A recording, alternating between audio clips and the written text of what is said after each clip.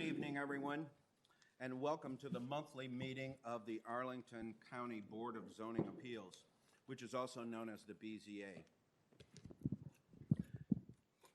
My name is Charles Smith, and I'm the chairman of the board. This board is made up of 5 citizens who are appointed by the Circuit Court, and in addition to myself, we have Judy Freshman to my immediate left, Enta Malice, vice chair of the board, to my immediate right, Paul Melnick to my far right, and Peter Owen to my far left. Also present are professional staff, including Stephen Rissy to my extreme far left, who's the coordinator for the BZA and serves as our secretary, and Blake Bowen, who is sitting along the wall, and Jacques McNeil, who is serving as kind of clerk, to whom you will give your speaker slips.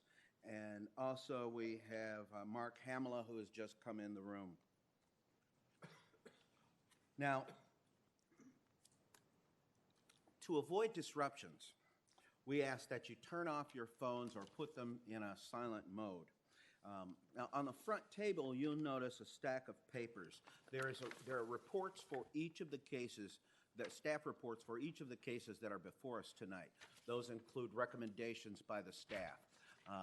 If you have not had an opportunity to see the report for your case, you should come up and take a look at it, and then please put it back so that anyone else who might want to look at the report can do so. Our powers, this board's powers, are prescribed in the Code of Virginia and set out in further detail in the county's zoning ordinance, which is adopted by the county board. Now, the Board of Zoning Appeals does not have the power to rezone property or to amend the regulations which are set forth in the ordinance. That authority rests solely with the county board. This board does have the authority to do 3 things. We can approve use permits, which most of the cases tonight will be, to allow modifications of placement requirements for structures on 1 and 2 family lots where there's no option in the zoning ordinance to allow such modifications. We can grant variances from specific requirements of the zoning ordinance, and we have a couple of cases of those tonight. And then we can decide appeals of the zoning administrator, and we don't have any appeals before us. When approving use permits, the Board of Zoning Appeals may impose conditions that we deem necessary and in the public interest, including limiting the duration of the use permit. Now, in order to approve a use permit, the law requires that we find that the proposal meet conditions and that the use permit will not adversely affect the health or safety of persons residing in the neighborhood, will not be detrimental to the public welfare or injurious to property or improvements in the neighborhood, and will not be in conflict with the purposes of the master plans and land use and zoning related policies of our county. To do this, the BZA shall consider whether the modification will promote compatibility of development with the surrounding neighborhood because the structure's overall footprint size and placement are similar to the structures on the property surrounding the lot in question, and whether the modification will help preserve natural landform, historical features, and/or significant trees and foliage. Now, when granting variances, the burden of proof is on the applicant to prove by a preponderance of the evidence that it meets the following criteria: that the strict application of the terms of the ordinance would unreasonably restrict the utilization of the property, or granting the variance would alleviate a hardship due to a physical condition relating to the property and improvements thereon, or alleviate a hardship by granting a reasonable modification to a property or improvements requested by or on behalf of a person with a disability, and the property for which the variance is being requested was acquired in good faith and any hardship was not created by the applicant, that the variance granted will not be of substantial detriment to adjacent property and nearby properties in the proximity of the geographic area, and that the condition or situation of the property concerned is not of so general or recurring a nature as to make reasonably practicable the adoption of an amendment to the ordinance. Now, the granting of the variance will not result in a use that is not otherwise permitted on the property or change the zoning classification of the property, and that the relief or remedy obtained through the variance is not available through a special exception process as provided for under the zoning and/or subdivision ordinance. Now, this evening's cases will be called, and a brief staff report and recommendation will be given. Following that, board members will ask questions of the applicant as we deem necessary. Next, applicants or their representatives will be given an opportunity to make comments to support the application or appeal. Now, if they choose to make a comment, they must come forward to the podium so that their comments can be recorded for the record. Next, all speakers for the item will be called. Speakers must fill out a speaker slip, which is available on the table in front. It's actually on this corner of the dais to my far right. Now, and please complete the speaker slip before the item is called and turned in. After we hear from speakers for and against the proposal, the board may permit the applicant a brief opportunity to clarify any points. Now, the board may ask questions of any speakers, but we won't allow or condone any cross-examination or direct questioning of speakers by others. Now, we've deemed the following time limits for speakers to be sufficient, and this won't be the case tonight. 20 minutes for appellants in appeals cases, 5 minutes for applicants for use permits and variances. Now, in all cases, speakers representing organizations shall have 3 minutes and individuals 2 minutes. After the board has gathered all the information that we need and we've discussed the case, we'll decide the matter by voting on a motion duly made and seconded. A majority of this board is needed to approve any motion. Any appeal from the decision of this board must be made to the circuit court in accordance with state law. Now, after your case of interest is heard, you're welcome to stay for the balance of the session or to leave at your convenience. Again, thank you for being here this evening, and I'd ask Mr. Rissy to please call the first case. Case number V-11485-19-VA-2 is a variance request by Fred Nugila Torres, the owners, to permit a main building footprint of 2,411 square feet instead of 2,380 square feet as permitted for a one-family dwelling in the R5 zoning district, and to permit a total lot coverage of 50.78% instead of 45% as permitted for a one-family dwelling in the R5 zoning district regarding after-the-fact approval for unpermitted work and additions not built in accordance with approved building permits in the R5 zoning district premise known as 848 South Glebe. Staff recommends that the board adopt the attached proposed motion to defer the variance request to the February 2020 Board of Zoning Appeals hearing per the applicant's written request. Mr. Chairman, Mr. Owen. are there any speakers for this item or the next item? I have not received any speaker slips for this item. Mr. Chairman, I would ask let me ask, are there any speakers, any individuals here present whose intention was to speak on this item? Thank you. Mr. Chairman, I'd ask unanimous consent to consider this item along with the associated use permit as a single item. Is there any objection? Hearing none. Mr. Chairman, I move that the board adopt the staff recommended resolutions for each of these two items to defer to the February 2020 BZA hearing. Second. Thank you. It's been moved by Mr. Owen and seconded by Ms. And I'll just state Malice. I'll read the the listings for each of these items. This is V-11485-19-VA2 and V-11485-19-UP-1. The VA is the variance application, and what follows is a use permit application that goes along with the same property. Hearing no further discussion, all in favor of the motion to defer these matters to the February meeting, 2020 meeting of the Board of Zoning Appeals signify by saying aye. Aye. Aye. All opposed, the ayes have it, and this matter is deferred. You all should be happy because I think last month that matter took a loan about. Please call the next case. Case number V-11501-19-VA-1 is a variance request by Jackie Seal, the owner, to permit a maximum rear fence height of 14 feet instead of 7 feet as required regarding a new fence addition in the R8 zoning district on premise known as 1627 North Greenbrier Street. Staff recommends that the board adopt the proposed resolution denying the variance. A proposed alternative resolution has been provided to the BZA see fit to approve the variance as advertised. Thank you very much. Are there any questions of staff? Mr. Chairman. Rowan.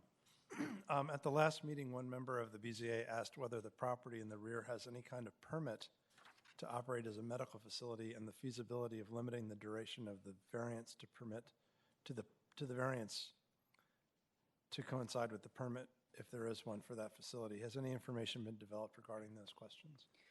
The property to the rear does have a use permit from the board, or from the county board, to operate as a, I believe it's a dormitory, not a medical facility. It is As a what?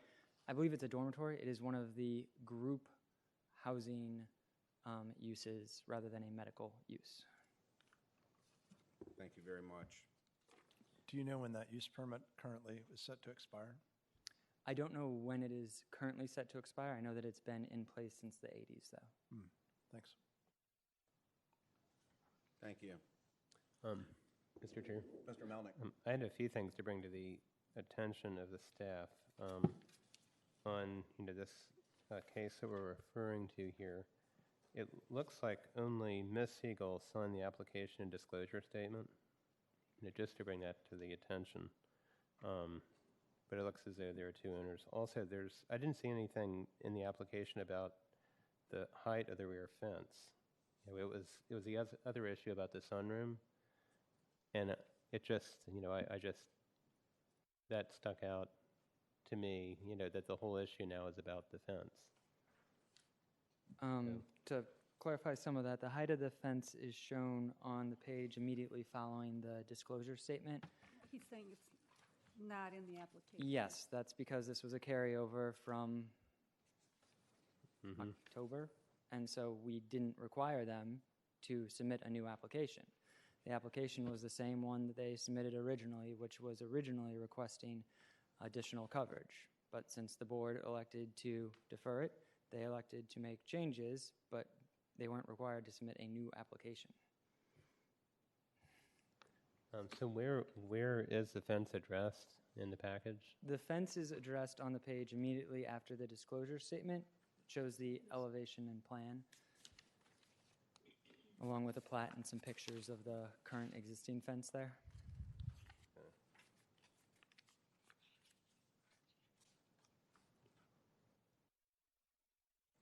Okay. All right, I see it. Thank you. Yes.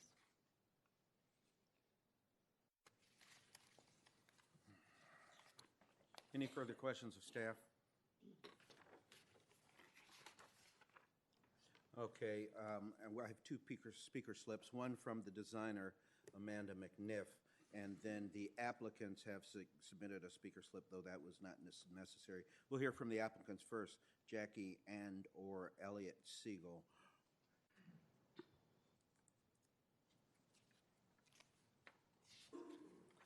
You first might want to address just briefly the issue of the application only showing Jackie's name and the disclosure statement showing both Jackie and Elliot being the fee simple owners without any mortgage. I presume that the application is intended to be filed by both Jackie and Elliot? Yes, he just wasn't home to sign it. Oh, okay. All right.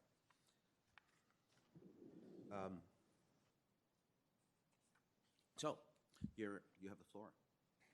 Oh, great. So we, when we were here before, we were looking to. Is that mic on? I'm sorry.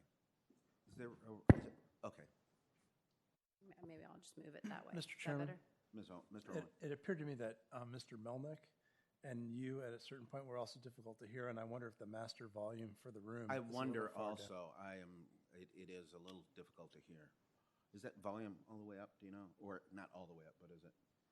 Can it be adjusted up a little bit? Is it better now?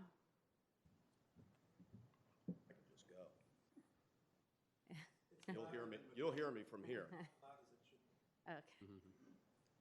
Thank you, Mr. Owen.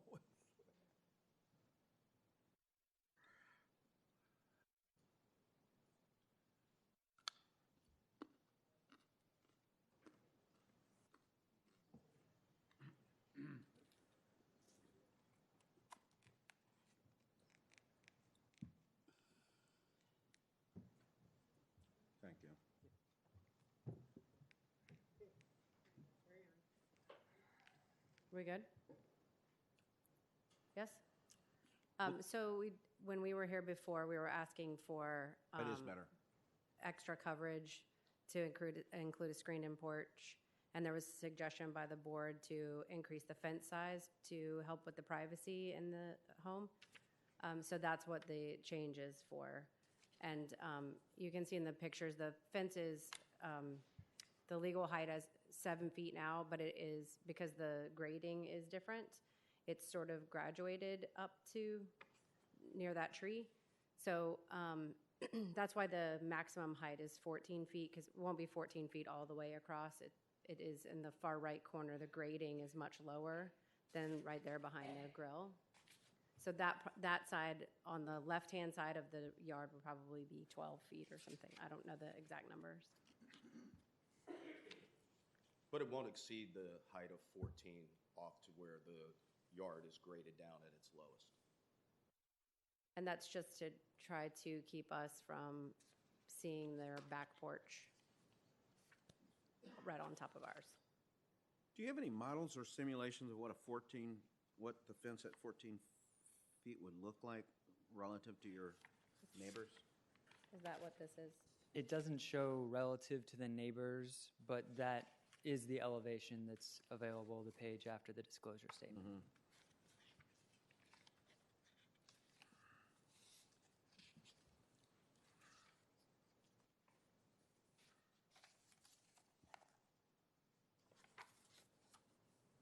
Mr. Chairman? Mr. Lawrence? Oh, I'm sorry, are we waiting for an answer? No, they don't have, they did answer. I have another question. Go ahead, please.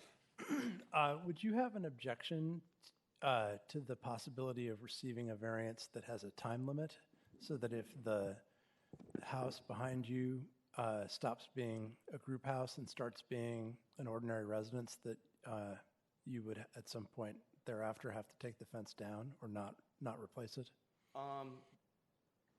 That was addressed last time, or it was at least brought up last time. And in terms of how you would set that time, I mean, I'm not opposed to it if that became where it wasn't a group home of rotation. I wouldn't be opposed to it. I mean, you and I can have a conversation about who's going to pay to put up a new fence.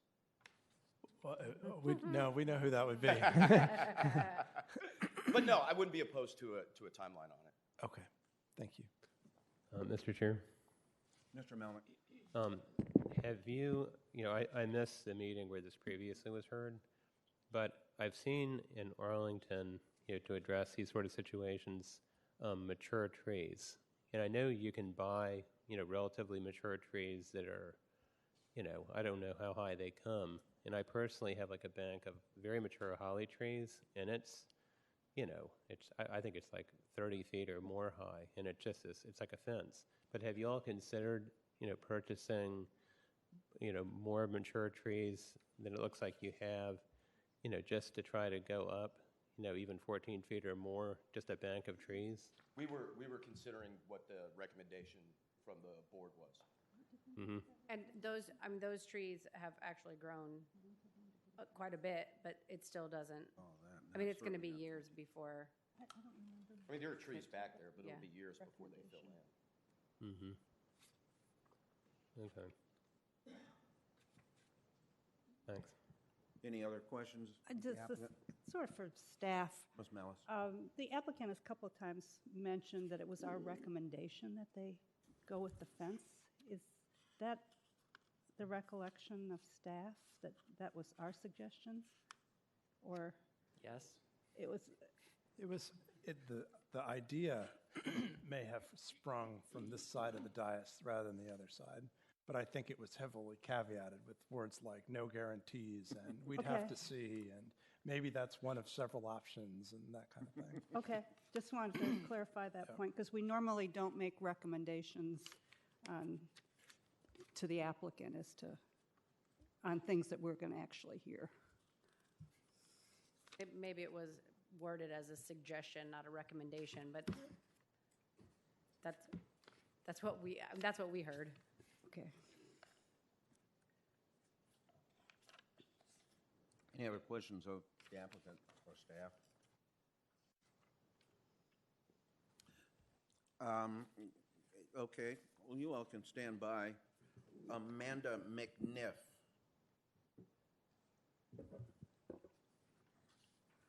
Welcome. Hi.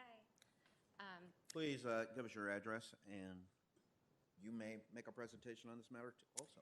Yes, so I am the landscape designer for Jackie and Elliott. And one thing to note on the option of putting in larger trees, if you see the oak tree that's there, we're pretty limited to digging around all the existing tree roots that are there from that older oak tree. So if we were to try to put in, 20-foot mature trees, we would surely kill that oak tree. So that's kind of our reasoning that we can't really put in significantly larger trees. Initially, we had to go with something smaller.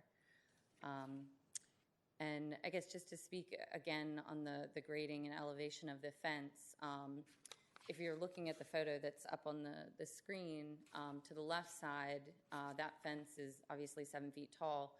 We would only be adding about 5 feet. And if you look at the elevation that I had provided, I did put some heights on there on either side to help clarify that for you. That's really all I have, unless you have some other questions. I have a question. Were you involved in the creation of this beautiful patio? Yes. Is there a footing for that? Is there a what? Foundation. It's all gravel. So yeah, there is a, okay. Mm-hmm. And at the edge of it, you didn't dig any footings for the, for that, I imagine there's a wall. It's a gravel footing that's put in, but it was actually raising that height there versus actually digging down. The distance between the back of that grill and the tree is how far? Probably about 15 feet or so. Okay. Ms. Freshman.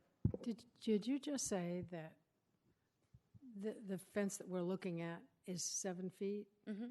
And that you wouldn't add more than 5? On the left side. On the side we're looking at? Mm-hmm.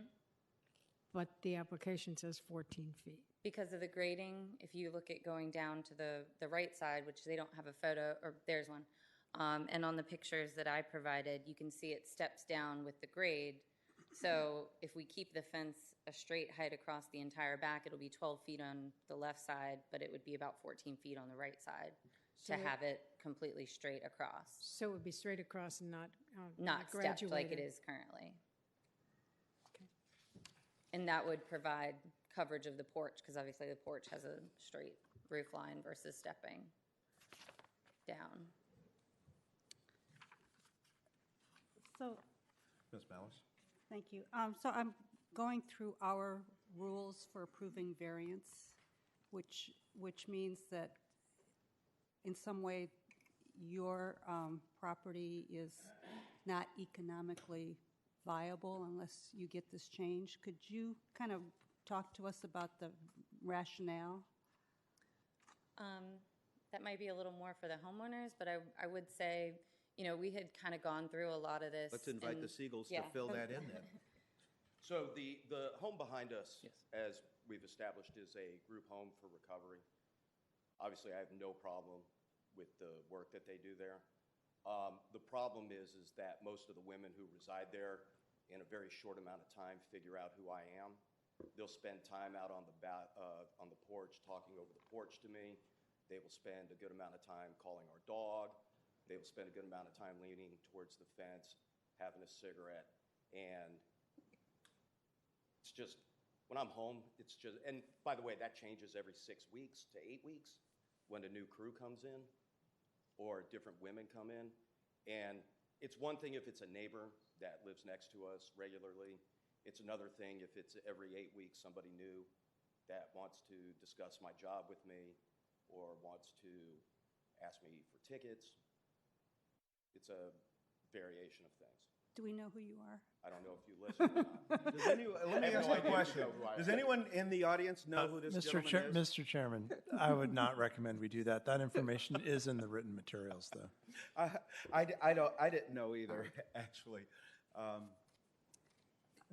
think the question really went to what What's the, do you lose? in property Even value? in terms of property value or health or safety, or that causes such a hardship that it renders your property, unless you are granted this variance, some loss. What do I lose or what do I Yeah. gain? What do you lose? If we don't get the fence? Yeah. Every 8 weeks, I get to stand outside in the backyard with my kids and entertain fans across the fence. So what do I lose? Privacy. And peace of mind. It's not standard. Mr. Melnick? Yeah, so I totally, everything you're saying, I'm sympathetic to, but what Ms. Malice was alluding to is there's standards in the ordinance, and the hardship has to be with the property. And I understand what you're saying about, being a radio celebrity, recognizable, and the things you're talking about here. But it has to be something unique with the property, like some kind of hardship or unreasonable restriction, or something unique, like topographical, that kind of thing. But I understand, your situation, your career, that presents challenges in this kind of atmosphere. But I think what's being referred to, though, is the property. What is unique about it? What's the hardship? What's the unreasonable restriction? That kind of thing. So one question I would have is, in looking at setbacks, is that the porch that they have even properly set back? Because it's pretty close to the fence.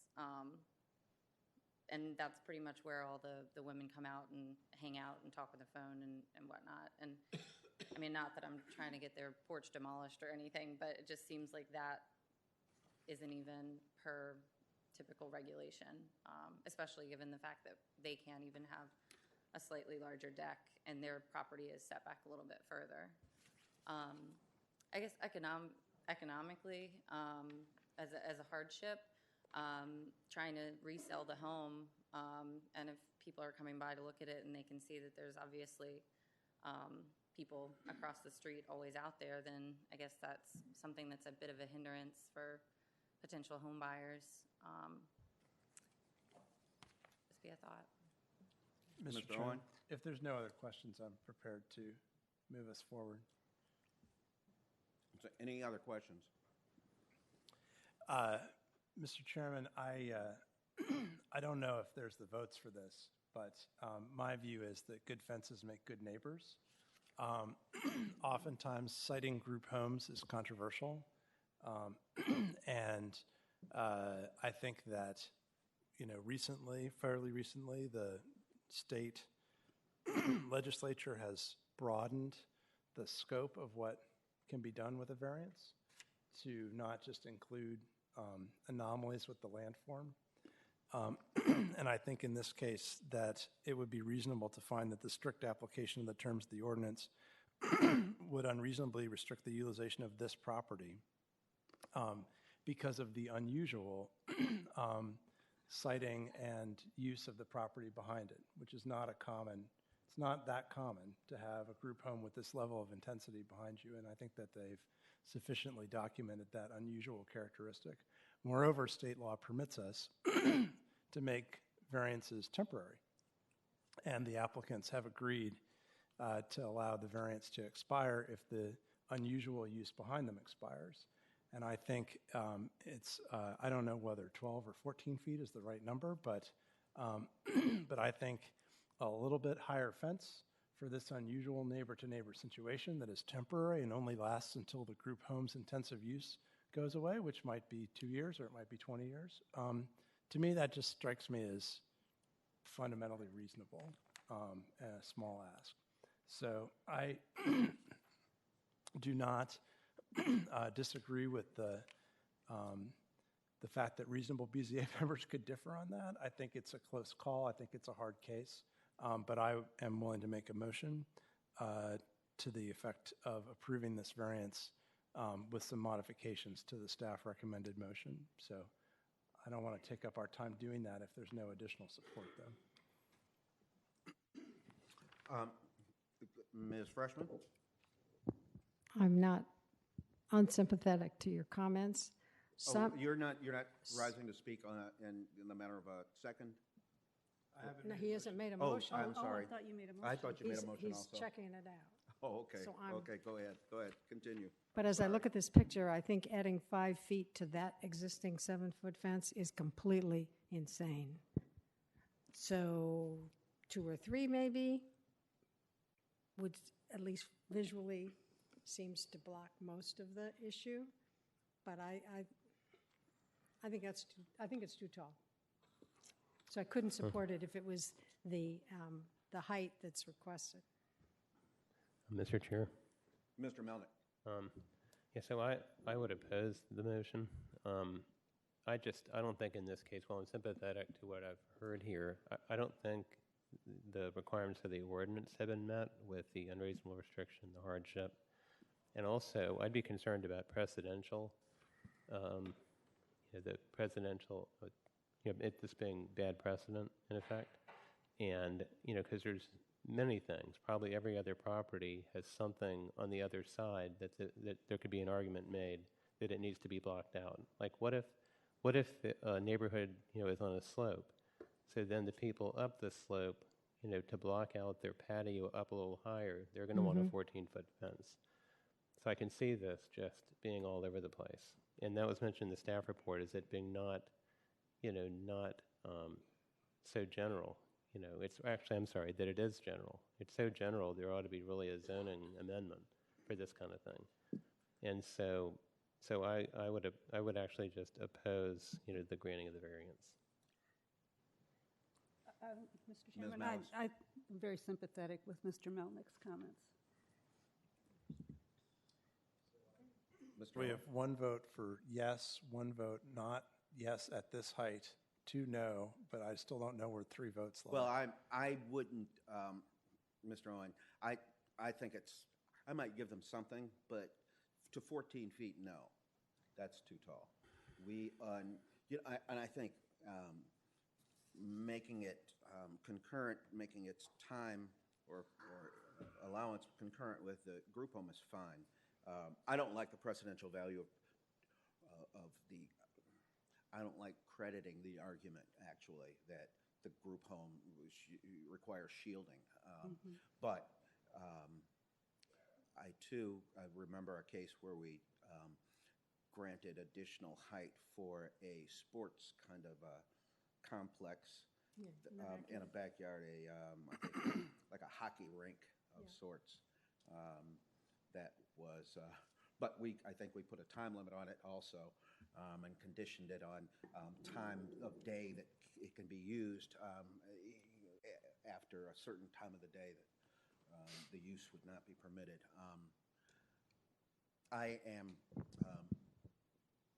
We have these.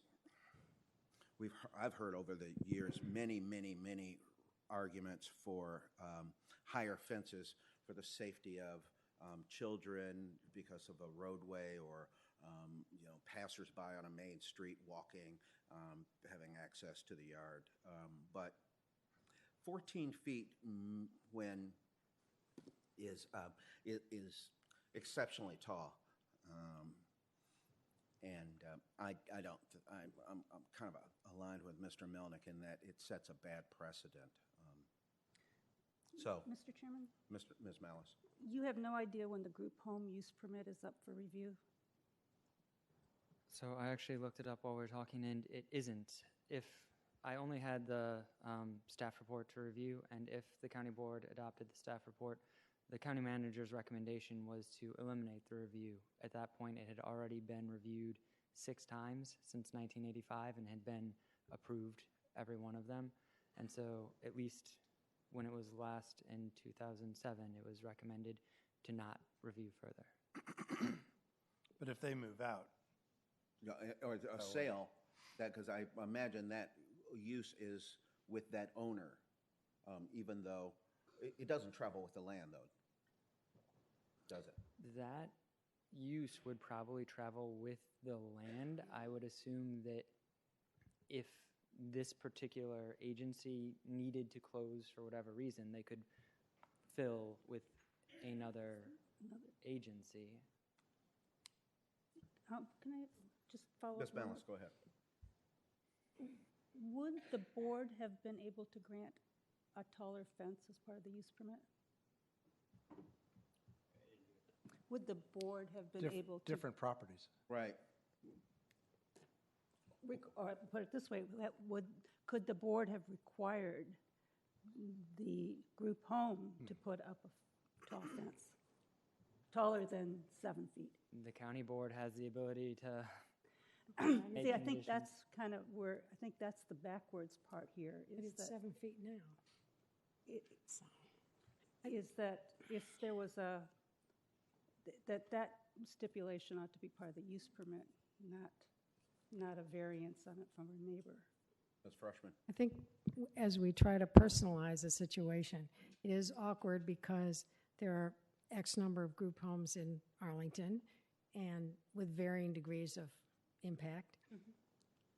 Who's going to monitor it? Who's going to enforce it? Who's going to come in and tell them that they have to take the fence down when and if that use go? It's been there for decades. It's probably not going anywhere.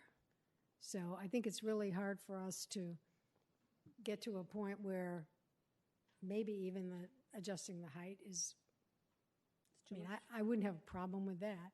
But I think that if we get into onerous uses, I can think of a lot of them that I've lived near in the years that weren't group homes. So then where do you go?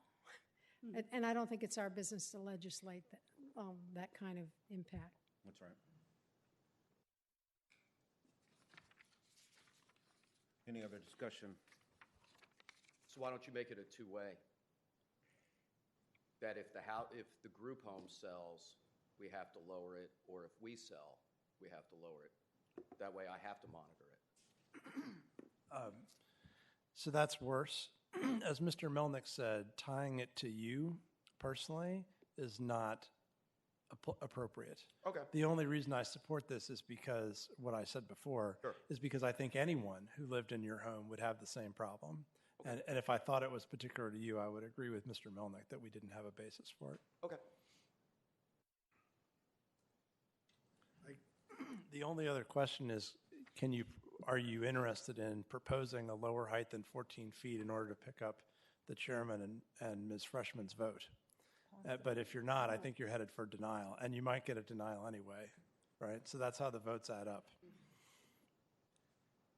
13. 12. You tell me. Not me. I've supported it already.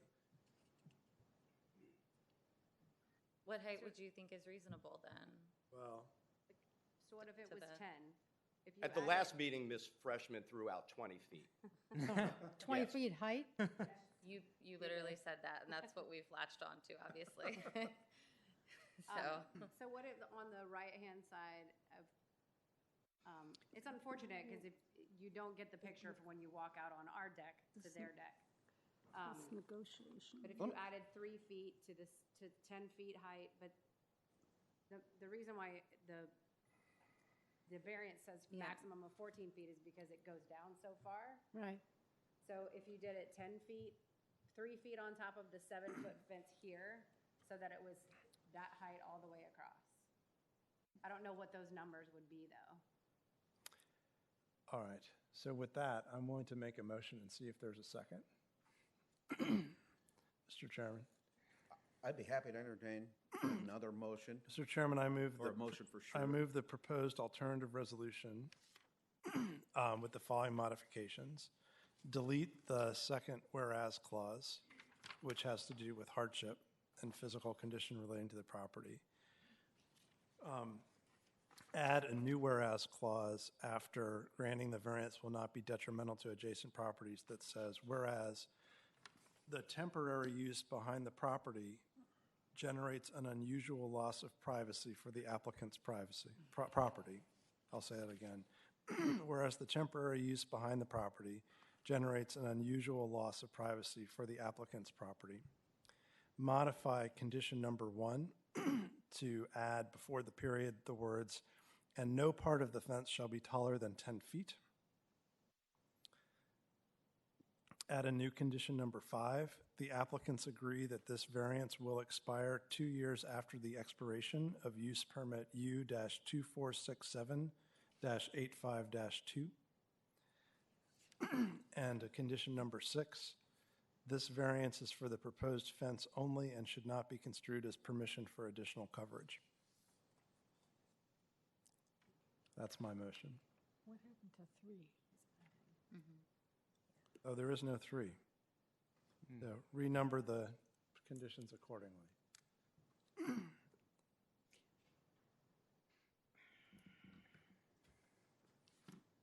So that's, yes, there you go. That's my motion.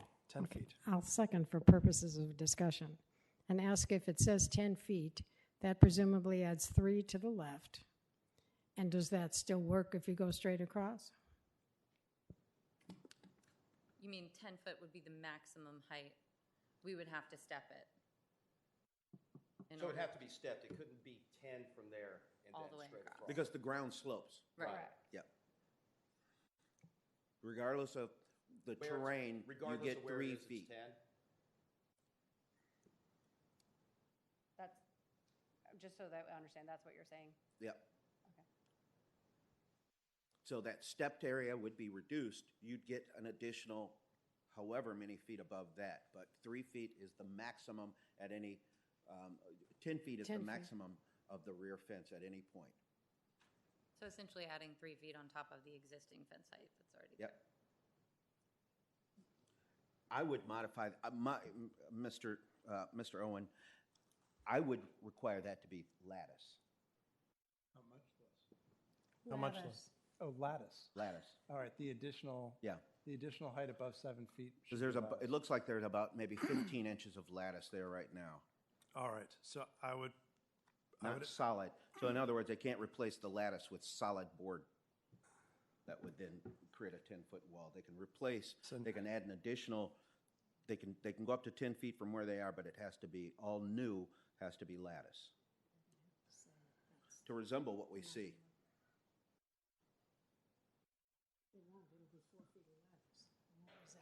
Well, yeah, I mean, to be, the material, to resemble the material that we see. You can see far less. It's far more, from Mr. Elliott's point of view, it's less inviting to a neighbor to speak through lattice than across a fence. More difficult. It's easier to limit that conversation. Mr. Chairman, I would ask unanimous consent to add a new condition number 3. So now we have our condition number 3. Height over 7 feet, height of the fence over 7 feet must be lattice construction to resemble the existing lattice as presented in the application. That's my unanimous consent request to modify the motion.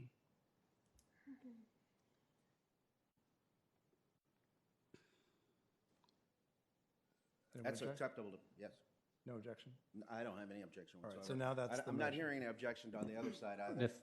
Mr. Chair, could I, so to clarify, so you're talking about, you're saying over 7 feet lattice, and so it's 3 feet of lattice? That would be 3 feet of 4 lattice. total. It's 4, you count what's there. Okay. They're just adding 3 feet all the way. Okay.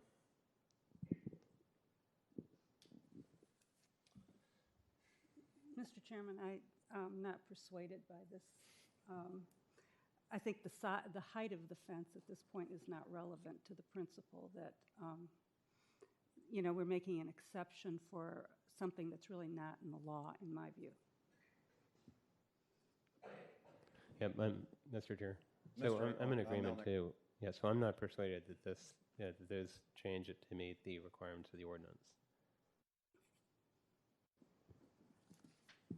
Thank you very much. Any further discussion of the motion? Do you have that, Mr. Secretary? I will be getting verbiage from Mr. Owen. Thank you. So we have a motion that's been duly made and seconded, though it's been amended and by unanimous consent, to grant a variance for a fence of greater height than is allowed, as described in the motion. All in favor of the motion signify by saying aye. Aye. Aye. All opposed? No. Your anonymity is preserved, at least with your neighbors. Congratulations. Nice. Thank you. Thank you. Please call the next case. Case number V-11508-19-UP-1 is a use permit request by Marine Farouk, the owner, to permit a rear yard setback of 11.5 feet to the rear deck instead of 21 feet to deck as required from the rear property line regarding a new elevated rear deck in the R6 zoning district on premise known as 1117 South Emerson Street. Staff recommends that the board adopt the proposed resolution denying the use permit. Two alternative proposed resolutions have been provided should the BZA see fit to approve the use permit as advertised or with a 12-foot setback. Thank you very much. Mr. Owen? At the prior hearing, there were questions about the specific dimensions indicated on the plat. Can staff offer some additional clarification? For example, there was some ambiguity about the distances from the rear lot line to the main deck for the stairway and for the landing. Do you have more specific information about those distances? Yes, I think we did discuss this last time. Staff considers the top landing to be a extension of the deck, and that is the 11.5 feet that we are using for the advertisement. The deck, not counting the landing, is the 13 feet indicated by the applicants, and the distance to the stairs themselves is approximately 16 feet. Thank you. The lot size estimated by the surveyor, which was 6,265 square feet, which is conforming, was different than the lot size of record, which was 5,281 square feet, which would be non-conforming. Is there any further explanation of this discrepancy? No. I've done some minor deed research, and the deed didn't indicate that there was any subdivision process that had been gone through, and I can't account for the difference. Is there any question about the location of the rear lot line? No, staff is basing everything on the documents that have been submitted to us, and we are clear based on what's there. Thank you. Mr. Chair. Thank you, Mr. Melnick. So to staff, it looks as though there's a clerical error on page 3 on item number 2. So it looks like it's copying the proposal not detrimental to the public welfare, but it's a different question. So just for the record, if staff could clarify, the answer to item number 2. Staff says that the proposal would not adversely affect the health or safety of persons residing in the neighborhood. Okay, thanks. Mr. Chairman? Ms. Malice? Staff's recommendation to deny this application is based on the fact that this is a smaller setback than anywhere in the area. Yes, based on the exact same setbacks. We did find that one setback that was 12 feet, but we had to note that because of the way we determine rear lot lines, that was technically from a side lot line and not from a rear lot line, though it is in the rear of the dwelling. So if we were to adopt this resolution if we were to adopt a resolution to approve this smaller, it would be precedential. It would become a precedent in the neighborhood. I mean, technically, yes, but practically, maybe not. As, again, that 12-foot appears to anyone who is not a zoning official as a rear setback. Yeah, so this sort of raises a question in my mind, and it's not specific to this application, though it could be. When we set something that's precedential, the people that are involved are the immediate neighbors in terms of having been notified and participating in the decision. But if we go blocks away, would this still be a precedent, or is it a precedent just for this block, for instance? It could be used as precedent in any future BZA case that is in a surrounding area. Surrounding being? Surrounding being not just the abutting neighbors. But how far? For instance, because one of the things that it sort of does, it raises a process question that, if you told me that, 10 blocks away, this could be a precedent. Wouldn't those people 10 blocks away want to have some kind of input? Well, again, every case is reviewed by the BZA independently, and you have the ability to say It's that not something 10 precedent. blocks away, even if you approved it earlier in a different case, isn't appropriate for any future application. So you retain that ability. You aren't tying yourself to approving every 12-foot setback that comes in within a quarter mile. Okay. That's very helpful.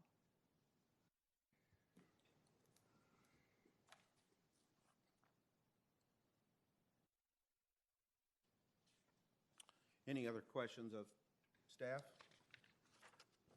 The applicant, Mehreen Farouk, welcome. Do you want to make a presentation?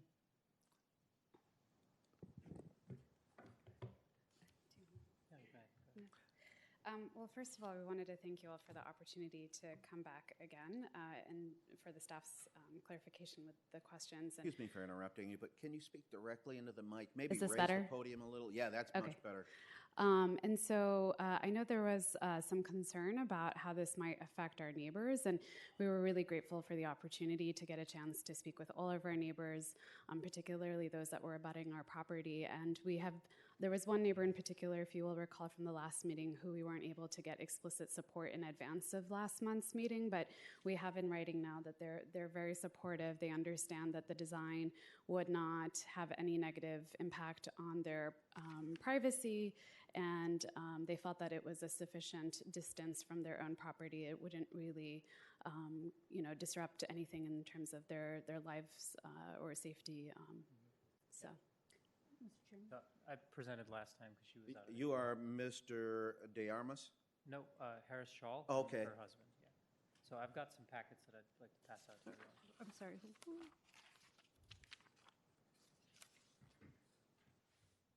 Ms. Malice, you have a question? Yeah, so at our last hearing, we had a neighbor come and testify, and you've got their buy-in now?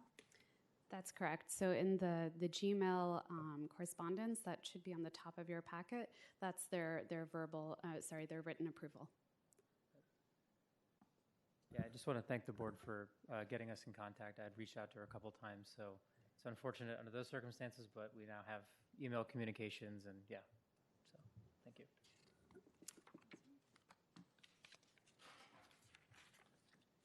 Also in the packet, you'll find additional drawings that we had the architect mock up for everyone to take a look at. This is what we had sent to the neighbor as well, but this stipulates a little bit more clearly where exactly the deck will be going, what section. In addition, the board had asked for additional pictures last time, and so those are at the very end of the packet. And what you'll find there's two pictures there, one that articulates exactly where the deck would be from the neighbor who came last time, her vantage point basically, and the house is circled specifically there.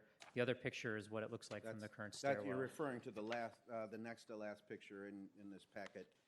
That's right. Yep. Okay. Yeah, so I know the board had requested that picture, so we took that.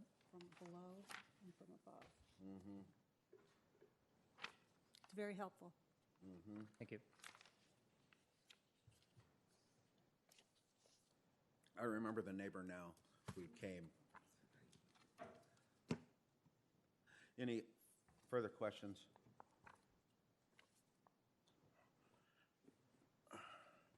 Of Mr. Shaw or Ms. Farouk?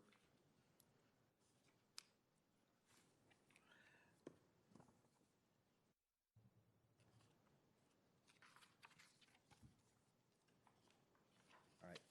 I personally don't have a problem with the 12-foot setback in this case. It's 11 in here. I'd be happy to accept any motions regardless of their character. But no speakers, right? There are no additional speakers who have signed up to speak.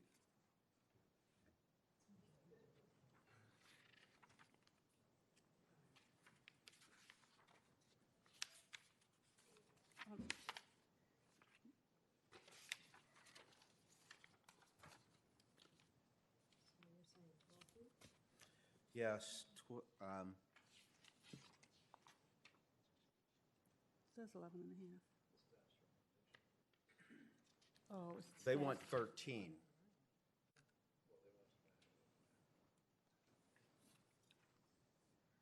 So staff is recommending a 12-foot.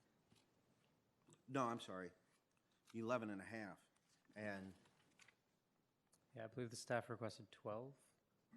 yeah, and the staff is, so a half a foot between, 6 inches between what the staff would support and what you all are asking for. Mr. Chairman, at the last hearing, the applicant went on record as saying they would accept the 12-foot staff. That's true? Okay, good, That's thank correct, you. yeah. I mean, a modification that would get it to the 6-inch difference. Okay. So I will move the alternate proposal. Ms. Malice, I'd be happy to take that. I move that the Board of Zoning Appeals approve the alternate proposed Resolution 2, which is approval of 12 feet in use permit number V-11508-19-UP-1. Is there a second? Second. Thank you. It's been moved by Ms. Malice, seconded by Ms. Freshman, to approve the alternative motion to grant a 12-foot setback. Any further discussion? Hearing none. All in favor of the motion signify by saying aye. Aye. Aye. All opposed? The ayes have it, and the matter is granted. Thank you Mr. very Chairman, I much. just want to add my Charlie? thanks to the applicants for reaching out and working with their neighbors to make this an easy case, take a hard case and make it easy. So thank you for doing that. Yes, Thank you. Thank you. Please call the next case.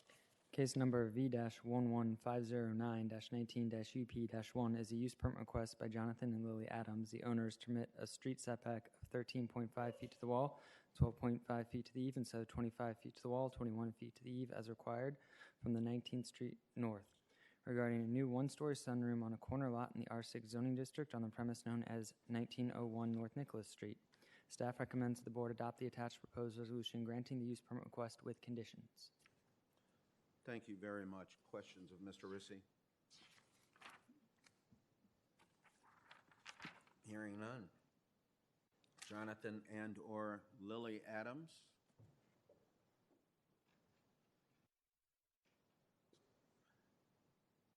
Thank you. Anything to add? Welcome. Thank you. I think it's fairly self-explanatory, I think, but yeah, essentially what we're doing is it's a Westover home built in 1940 and needs some TLC. The sunroom, and that's charitably call it a sunroom on the side there, is 80 years old, and right now it's not very functional. The windows are bad. There's really no good heating on the inside. We really don't even use it. I keep my lawnmower in there, so it's not, for living space, it's not that great.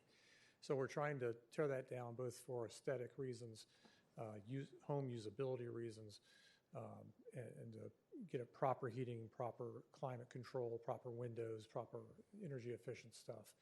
And while doing that, wrapping around that corner to essentially enclose that outdoor patio space, that raised patio.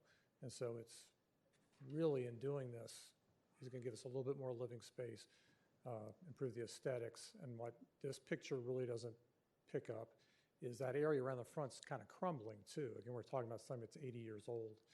And so we really want to improve accessibility and just nicer aesthetics as well.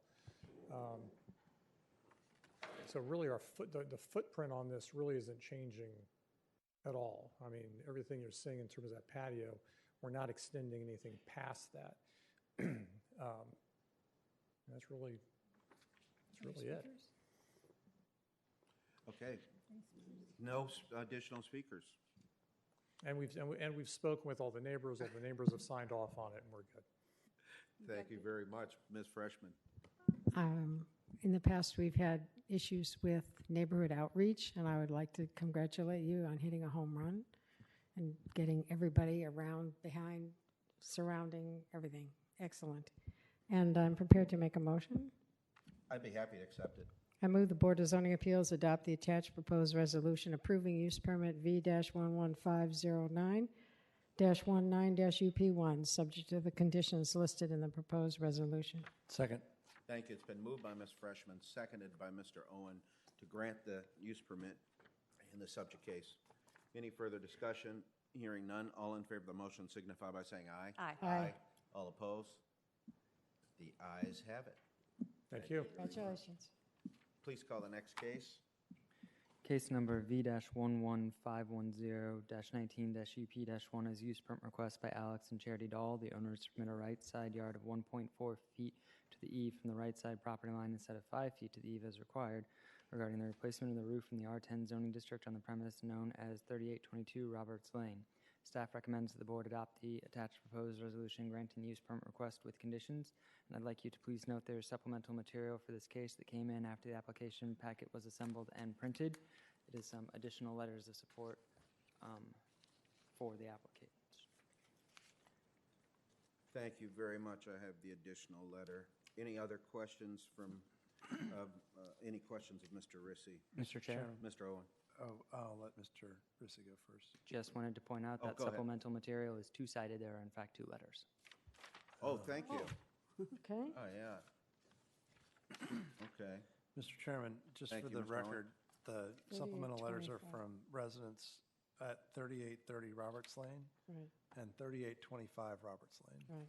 And 3830 is the right side adjacent neighbor who would be most affected by the Thanks. improvement. Just make the comment Ms. that Freshman. when I observed the area, that most of the homes in that area are only 1 story. But because of the topography, adding a story is still going to keep it relatively the same height as 3830. So I don't think it would be intrusive. Thank you.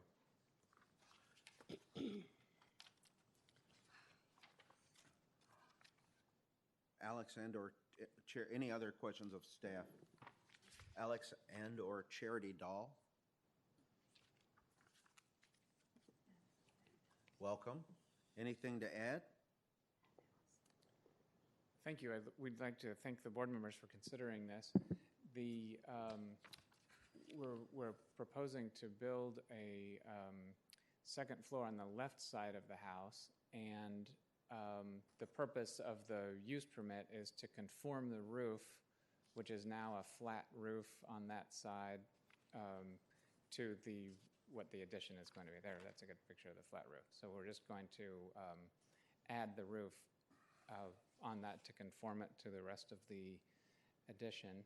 And in so doing, we will actually be bringing it about a foot or foot and a half away from the property line because of changing the depth of the eave. But we won't be changing the footprint of that side of the house at all. Okay. Any questions of the applicant? I'd be happy to accept a motion. Mr. Chair, Mr. Melnick? so I'd be glad to make a motion. And I just wanted to, state how nice the addition looks, and it's not imposing, it goes with the rest of the house. So the design, I'm really impressed with the design. So I'm glad to make a motion that the Board of Zoning Appeals in case V1151019UP1, that in that case the Board of Zoning Appeals adopt the attached proposed resolution granting the use permit with the conditions as stated. Thank you. Is there a second? Second. It's been moved by Mr. Melnick, seconded by Ms. Malice to grant the subject use permit. Any additional discussion? Hearing none, all in favor signify by saying aye. Aye. Aye. All opposed? The ayes have it and the matter is granted. Thank you very much. Thank you. Thank you very much. Please call the next case. Case number V-11511-19-VA-1 is a variance request by Wouter Zantage and Candace Castagna, the owners, to permit the construction of a new single-family dwelling on a lot that has a width of 53.8 feet instead of 60 feet as required in the R6 zoning district regarding a new single-family dwelling in the R6 zoning district on the premise known as 6037 23rd Street North. Staff recommends that the board adopt the attached proposed resolution approving the variance with conditions, and I'd like you to please note there is supplemental material for this case that came in after the application packet was assembled and printed. There are 2 letters of opposition from neighbors.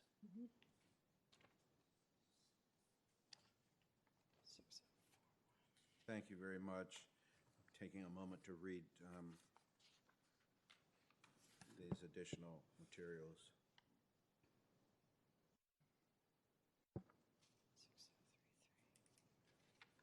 They're both from the same, are they? Both sides. Both sides. Benjamin Aiken. 6041 and 6032.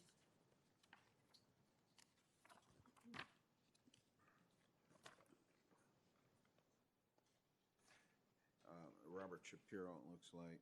6041.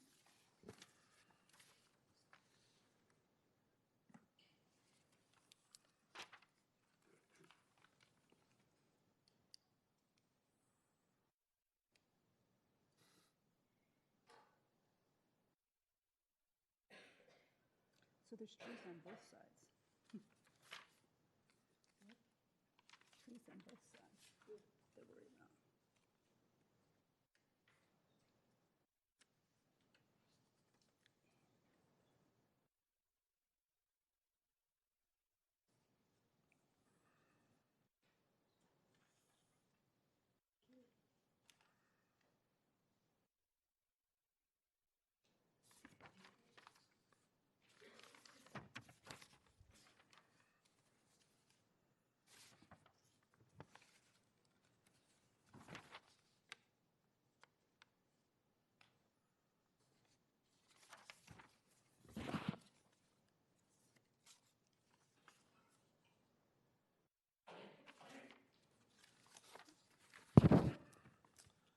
Okay. Any questions of staff?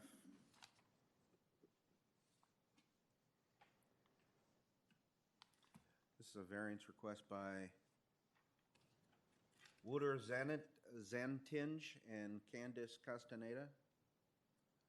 Welcome. You're entitled to make a presentation.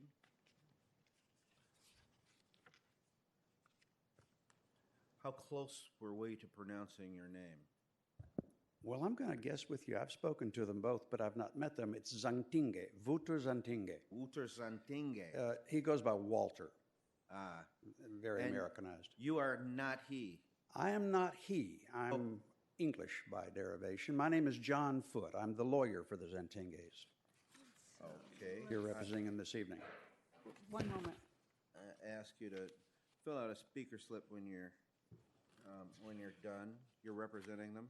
Yes, sir. Welcome. And we have not been provided the letters that are ostensibly in opposition. We've received emails from both of them saying that they had issues they wanted to raise to the county with respect to some construction matters, but that they did not actually oppose the variance. That would be Mr.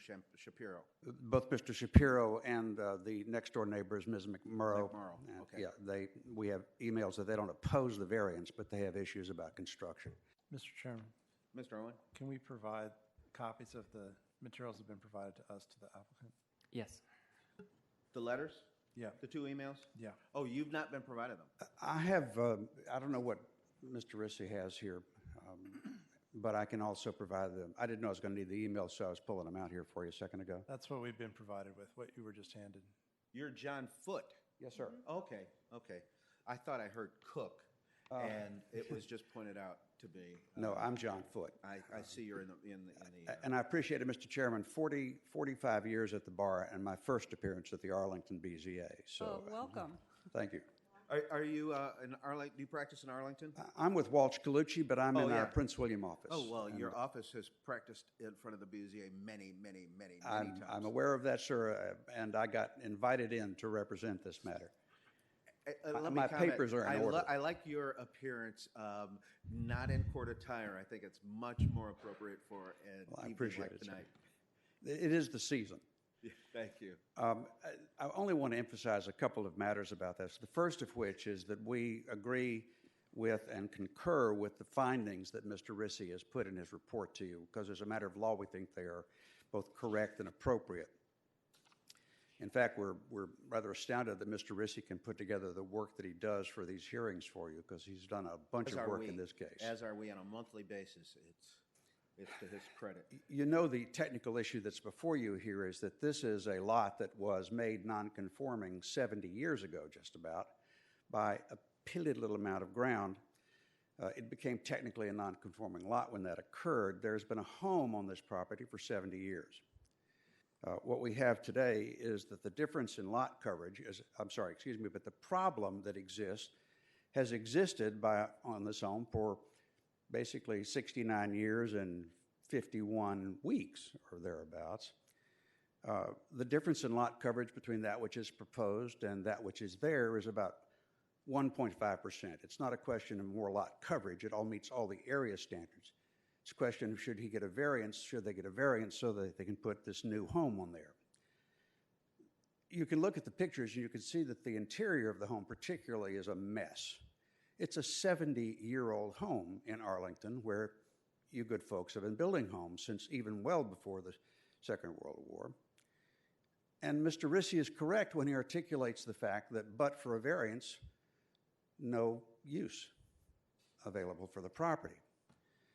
Mr. Owen stated earlier, and correctly, that the General Assembly saw fit to change the variance statute some years ago to change it from being a constitutional safety valve into something that's a little more lenient with respect to that question.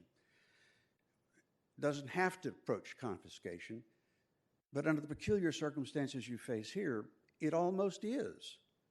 Without the variance, without the ability to use this house, it becomes an unusable lot. And so we suggest that that approximates, though it does not need to. The proposed conditions are in fact acceptable to the Zentingues. They have spoken to their neighbors on both sides. One of the concerns that they both expressed is a concern with the trees that are on their own homes, what might happen to them. They've agreed to retain a professional arborist to supervise during the construction process because they recognize that these trees are old and are worthy of protection. The other concern has been with drainage. They're going to be putting in retaining walls to direct the water. The other thing is that, of course, when the house was built 70 years ago, it was not properly graded. This time it will be. It's going to be appropriately graded by the company that's doing the work, Evergreen Homes, a representative of which is here this evening. So we respectfully submit to you that the conditions that both constitutionally and statutorily are required for the grant of variance are here, and we are respectfully requesting your approval of it. I'll answer your questions if you have any. Mr. Chairman? I'm going to go with Ms. Malice first, and then you, Mr. Owens. Thank you for your presentation. You mentioned that you're going to be putting in retaining walls Yes, to ma'am. deal with runoff. It's about a foot high. Are they in the plans? Ma'am? Are those retaining walls shown in the plans? I can't tell you that I've studied the plans well to know that, but there's a picture of what is proposed. It's something that's very close to be proposed, and perhaps, Petros, are they shown on the plans? He's more familiar with the plans because he had them drawn. We'll get you the answer. Yes, they are on the plans. My name is Petros Ninos. Okay, I represent Evergreen Homes. Are they in the plans that we have in our packet? I'm flipping through here. Yes, the proposed grading plan shows the retaining walls on both sides of the property.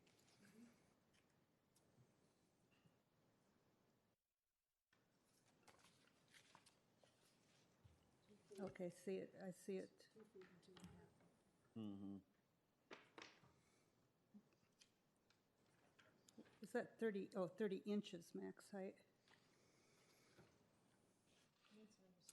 Yes, left side. And it's 36 point, no, I'm trying to find it. It's a page 24 number. on the other side. 24 on the other side. It's sheet 3 of 11 on the plans, ma'am. Right, I'm looking, just reading them.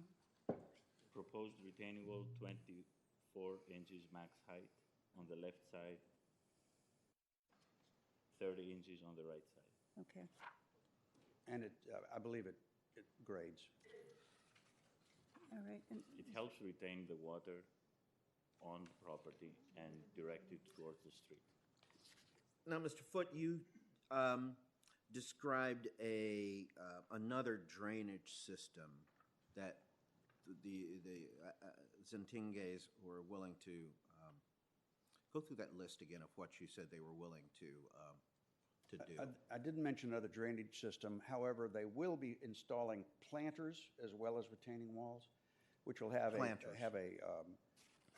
it's kind of like a best management practice as well that will have an effect on are drainage. the planters shown on the plans? Yes. I see planter box 2. The left side of the property, on the left side of the house. Planter box number 1. And Again, this is number on 2. And then planter box number 2 in the front of the property. One in the front, And yes. which collects the runoff from the roof. Yeah. Okay. Then there was some tree, you said that they're willing to retain an arborist. Yes, sir. To maintain the condition of the tree, the viability, and to assist in maintaining its viability. There is a concern, sir, that construction on this property might have an effect on the root structure of trees on other properties. The tree that has been most expressly addressed by Mr. Shapiro, I believe it is actually some 60 feet away. And the arborist doesn't believe that's going to have an effect, but the Zentinges are prepared to have a professional arborist supervise the construction process so that can be attended to. So I suppose they wouldn't be, I presume the Zentinges would not be opposed to that being a condition? No, sir. Thank you. Ms. I'm Malice? sorry. There appears to be trees on both sides that there's concern with. Yes, ma'am. There's the walnut and there's the oak. Which one were you referring to? He would know better than I. So there is one tree at the rear. It's on page. Get in here. Search was asked probably. It's page number 9. It's Right. not numbered properly. It is tree number 89. Right. On the right side, and that's the one of concern from the Shapiros. From the Shapiros, right. And The right Carter house on the other side. Yes, and on the left side, it's actually a tree that is inside. Can you hold up what you're Yeah, so- looking at? Yeah. What are you looking at? So we can find the page. Do we have Which one is the that? landscape plan? That's Did we just included? push something over here, We have Stephen? that. Yeah, you're. Or am I shrinking? I saw that movie many years ago. What's that? I'm shrinking because this thing just... Oh. So the podium is rising out of. I thought I had to get a lot older for that to happen. We don't have a copy of that landscape plan, I don't think. That large formatted sheet of paper that actually identifies where the trees are. If you would make that a part of the record. Absolutely. We'll just hand it to Mr. Rizzi. So that the representations, when they're made a part of the conditions, can be policed.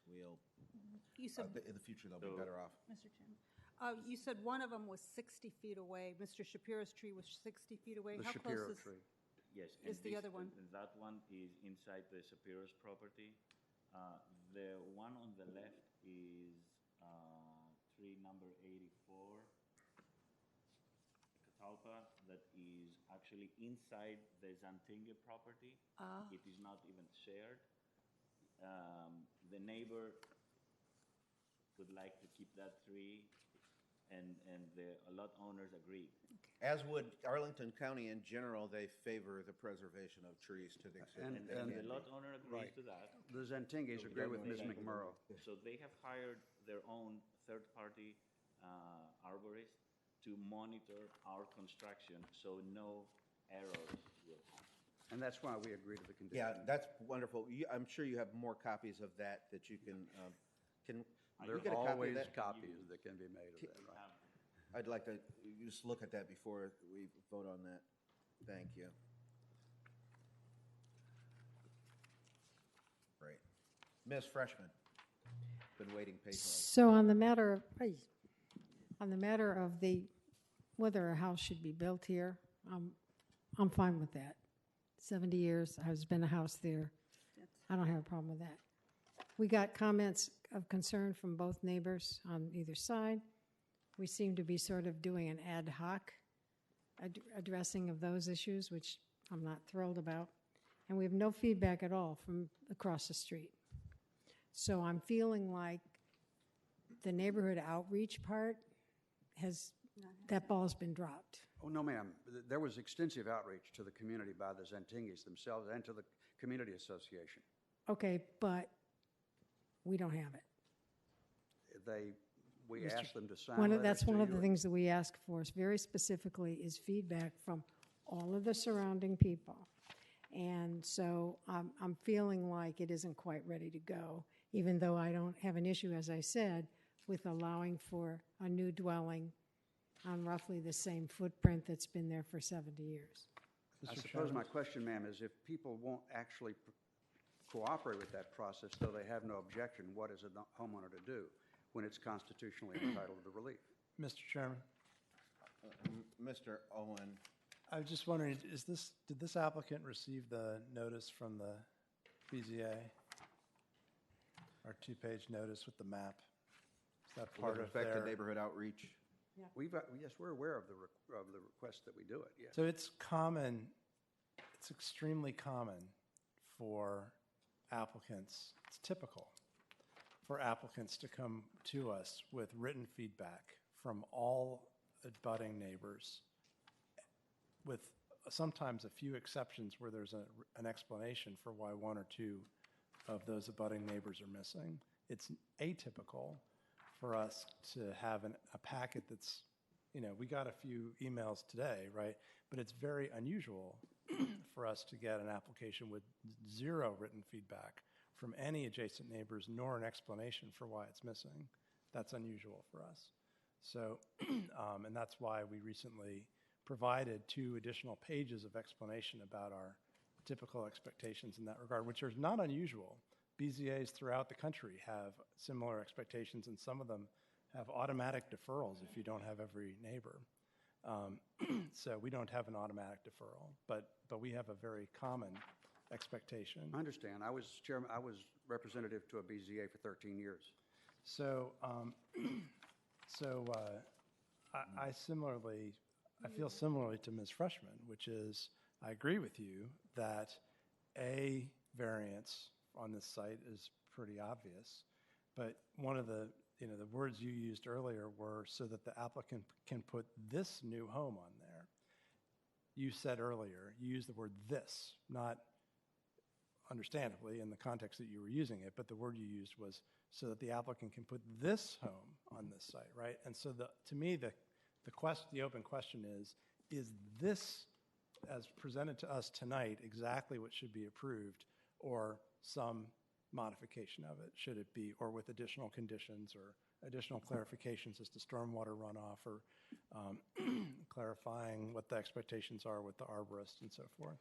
So that's sort of where I am. I think I'm with Ms. Freshman on this, that should there be a variance to allow new construction on this site? Probably yes. But do we have today what we ordinarily would expect in order to complete the approval? I'm not sure that we do. The other thing that I would just note, and the neighbors have not objected, the neighbors we've already heard from have not objected, but we haven't heard from the across the street neighbors yet, is that the orientation of this house is different from all the other houses on the block. To wit, that on this block there are no other houses that have a front-facing attached garage. In Arlington County, we have an established county policy that we provide various kinds of encouragement and latitude for building front porches, right? That's not an architectural taste decision, that's a functional decision.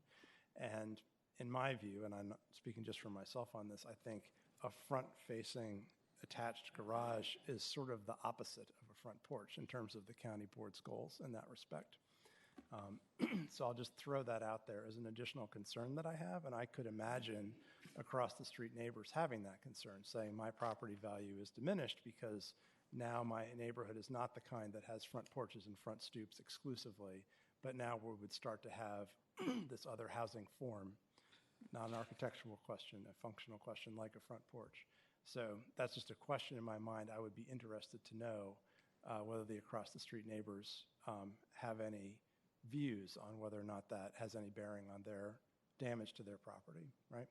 So that's my additional question. I have some technical questions as well, but I just wanted to chime in on the points Ms. Freshman had made. Thank you, Mr. Owen.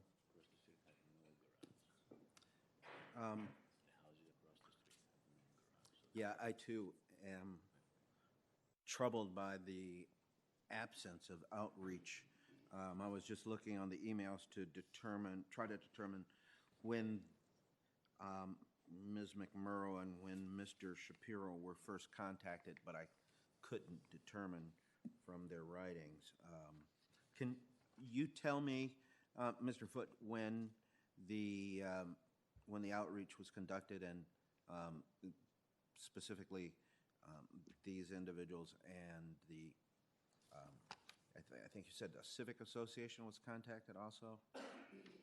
We have an email from the Civic Association, the date of which I don't know, but it's actually been probably 2 months ago. I would say that the Civic Association was an email. Petros would know better than I when he talked to the next Did we door receive neighbor. that, Mr. Rissy? The Civic Association notice was in our packet. Okay. We should have that. In fact, I may have that.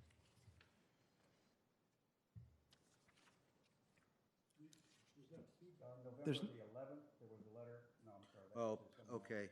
Patrick Landrum. But and that's outgoing. That's from you to them, not from them back to you, Not- right? that's-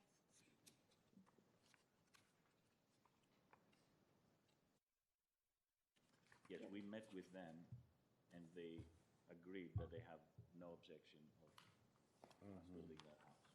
What was do you know the date of that meeting? I can look it up. Were they not inclined to put their recommendations in writing? Excuse me? They were not inclined to put their recommendation in writing? No, they weren't, but I haven't received it. Well, in fact, there was actually a written petition submitted. There was a letter or a document submitted by the Zentinges, and in fact, in the email from the Shapiros, we are not signing or supporting a proposed variance. This is the document that was submitted around by the Zentinges and the neighbors, which the Shapiros said they would not sign.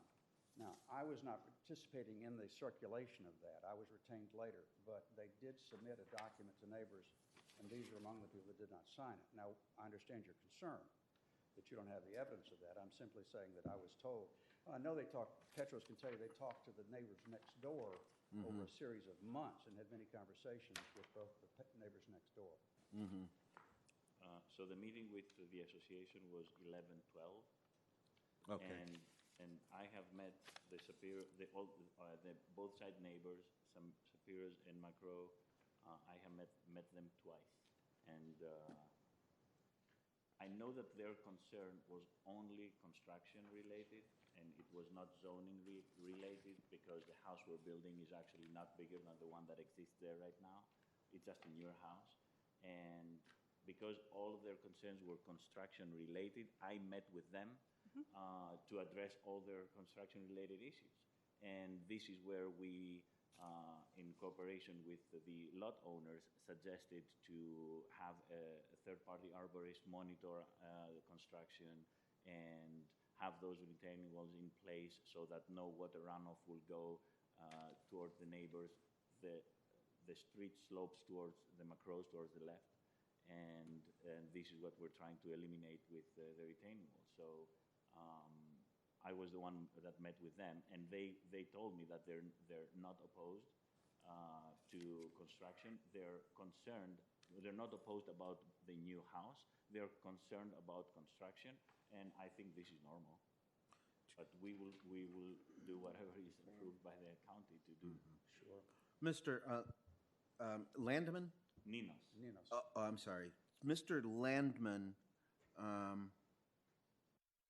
Mr. Landman works for Evergreen and met with with the association, and he's here if you want to ask him. Okay, but there's an email from him to a Mr. Weinstein, whose address is president at Lee Overly. Who is what's Mr. Weinstein's first name? Michael. Okay. Mr. Chairman? Mr. Owen. Where I am basically is, I think, deferring this item to February to clean up these loose ends seems like the right thing, and then if that's... Because we absolutely need the front and the rear, some evidence, at least something saying they were contacted. Go ahead, Mr. Owen. Yeah, and while we're doing that, I think maybe we can improve the chances that we'll resolve this in February if we give the applicants a list of what we would want to see, in the completed application. So I would say that it would be great if you could present, if we had condition language, variance condition language that specified what your flood control practices will be. What about the retaining wall or whatever will be included. Just put it in words and show it to the adjacent neighbors, and ideally get written feedback saying they've reviewed that and that satisfies their concern about water runoff. It would be great to have written feedback from all of the across the street neighbors, or at least some of them, even if it's to say they don't really like it, right? But some written feedback expressing their views. We determine what's reasonable. They don't have a veto over it, but we want to hear from them. And then likewise, a written condition that you would agree to, that you could show your neighbors about tree preservation that includes the arborist's work and what it would be, and ideally obtain some written feedback. And again, even if your neighbors, the next door neighbors say, that's not sufficient, we want you to go further, and you don't feel that's reasonable, get that feedback from them, bring it to us, and then we can resolve that. But have that conversation. We understand, yes, sir. In fact, we know from the Shapiros next door, they have written that we don't know what can be done short of attempting to stop the building plans. Well, it's common to have, I think we've talked tonight about some things that could mitigate, right? And so we'd like to get their views on those specifics. And this is the same memorandum in which says we are not opposing your variance. Right. You may not have the technical expertise to evaluate the plans that you're making. What I think Mr. Owen is saying is that at least show them that these retaining walls and these planters are intended to reduce the runoff. We will, in fact, approach them about this again. Good. Great. And then that some written evidence that we reached out, we sent letters to, or tried to attempt to reach and speak to the neighbors on the other side of the street and in the rear, but we're unlucky in doing so. Well, ideally, and reach them, Yeah. and here's their statement. That's the best case. And if they say, well, we're not opposed, we don't have an opinion, that can be just simply reflected. But then the tree plan or the arborist, I'm sorry, go ahead, Mr. Yeah, it's Owen. very common for us to have a written condition. It says the applicant agrees that there will be this kind of arborist who will do this kind of work. And yes, we've done it on variances. Yes, yep, and always with the applicant's agreement, right? They work with staff to propose enforceable language. Well, staff is sometimes skeptical of the enforceability language, but anyway, the applicant agrees. But we'll do what satisfies this board. Thank you. My other questions are: who are the Evergreen companies? Evergreen Company is a home building company. Do they have a contingent contractual interest in this transaction? If the variance is or is not approved, does that affect? No, it doesn't affect us. We have an owner-contractor agreement with the lot owners, and we don't have anything else. They're a third-party beneficiary. A commencement date, so which is in addition to. They'll build a home. Yes. And LDC? LDC is a civil engineering company that has been used to create a grading plan to submit to Arlington County. But they've finished with their work. Excuse me? They're done doing their work now. They are done. They're waiting to address comments after we finish. I just want to make sure you satisfy Mr. Melnick on the financial disclosures. So I don't know what the right answer is, but hopefully Mr. Melnick thinks they're the right answer. Those are mainly my issues. I mean, I would also love it if the garage entrance were moved, but I'll defer to the across the street neighbors as to whether or not they think that's an important Who, by the way, consideration. have no garage. A 53 wide lot with 10-foot setback and 8-foot setback cannot have a side load garage because there is no way to to have a turnaround. Yep. All this neighborhood has no garages, so it's just a driveway parking cars. And I think that's really my point. Exactly. On the same street, there are 2 new construction further up that have front load garages. We're not the first one building. Yep. Okay. Well, That's helpful. That's relevant information. That's helpful. I didn't Because those neighbors, to see, it's kind of disconcerting of a lot of houses without garages, and then there's one that does. I kind of share Mr. Owen's aesthetic viewpoint of that. It's functional. It's not an architectural opinion. It's a functional fact. Yeah. Mr. Chairman? Ms. Malice. Yeah, just from my point of view, I would want to make sure that the neighbors that you talk to do see the elevations so that they know what this house is going to look like, since it is a little bit of a departure from the neighborhood, so that they're not surprised and wondering who approved that. They have. They're very thorough. They have. Okay. Mr. Chairman, Mr. Owen. in case V-11511-19-VA-1, I move that the Board of Zoning Appeals defer the item to the February BZA meeting for the purpose of, obtaining additional written neighbor feedback on the issues we just discussed. Thank you very much, Mr. Owen. Ms. Freshman, you seconded that motion? Yes. And any further discussion of the motion? Do you have that, Mr. Foote? Yes, ma'am. Thank you very much. Look forward to seeing you again. You're very close. Just to say, I too agree that something has to be built there. It's just a matter of neighborhood input. All in favor of the motion signify by saying aye. Aye. Aye. All opposed? The ayes have it, and this matter is deferred to the February meeting of the BZA. Please call the next case, Mr. Rissy. Case number V-11512-19-UP-1 is a use permit request by Marshall and Catherine Koch. The owners permit a setback of 4 feet to the window well from the right side property line instead of 5 feet from the property line as required. To permit a left side setback of 8.1 feet to the addition wall and porch instead of 10 feet as required, and to permit an aggregate setback of 17.1 feet instead of 18 feet as required in the R6 zoning district regarding an elevated rear addition, covered porch, interior alterations, and new window well in an existing one-family dwelling in the R6 zoning district on the premise known as 741 North Buchanan Street. Staff recommends that the board adopt the attached proposed resolution granting the use permit request with conditions. Thank you very much. Questions of Mr. Rissy? Seeing none, Marshall and/or Catherine Cope.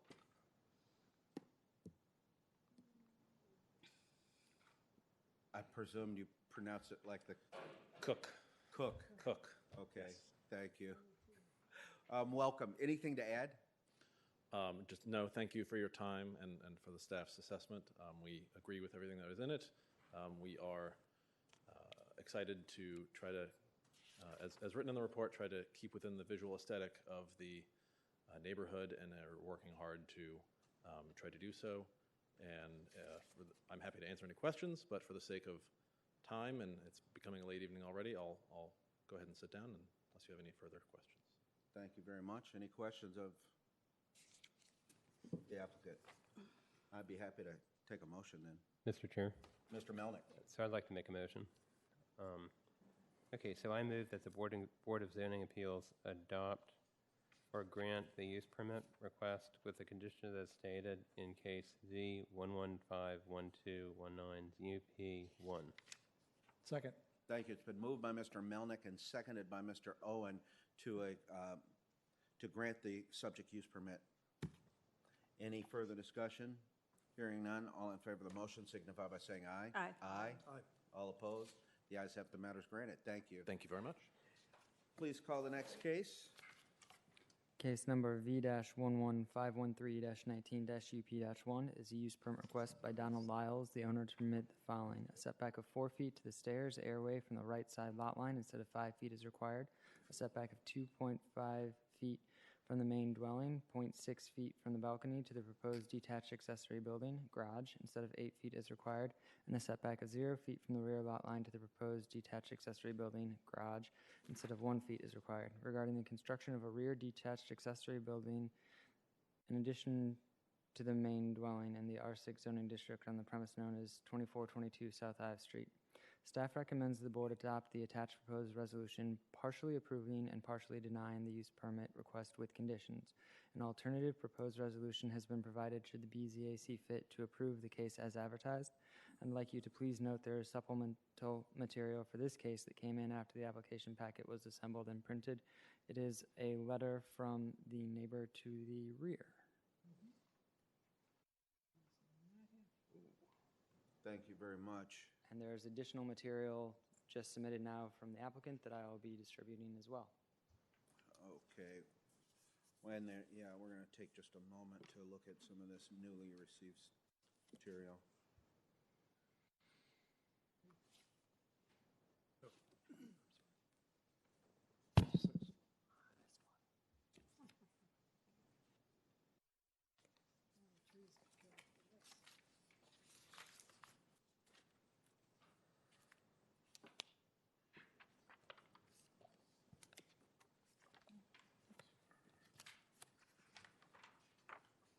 Yes, this one's mine.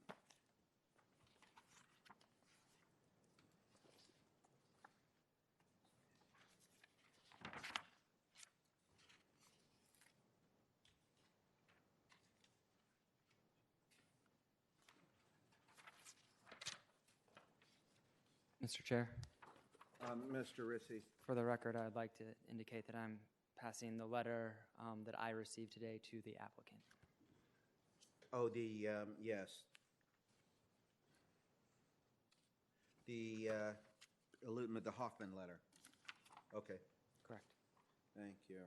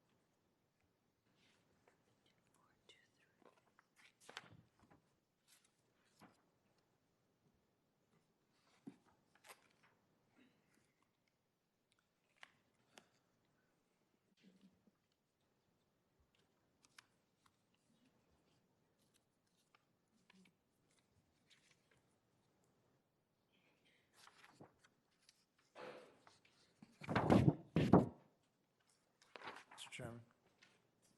Can I ask a Mr. Owen? question of staff? Go ahead. Who owns the alley behind the subject property? To my knowledge, it is public right-of-way. So it's at a minimum public access easement and possibly fee-owned by the county. Correct? Okay.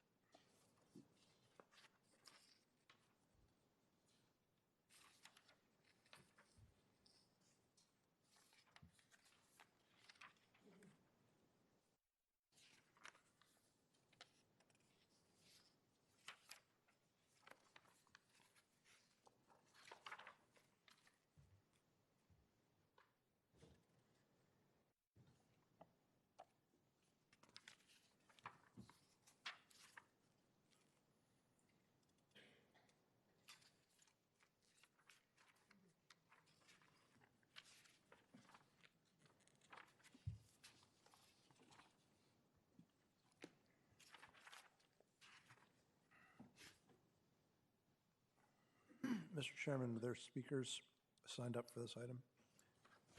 Mr. Owen? Are there speakers signed up for this item? There is, Ms. Hoffman has signed up. Okay, thank you. Let's see, has everyone had a chance to at least peruse the materials that were received today? I know they're, I won't say they're voluminous, but there is, we received a packet. A lot of it are photographs. There are some materials that have to be reviewed. Let me start by asking, are there any questions of staff so far, based on what we know? Okay, not seeing any. Let's start with the applicant or their representative.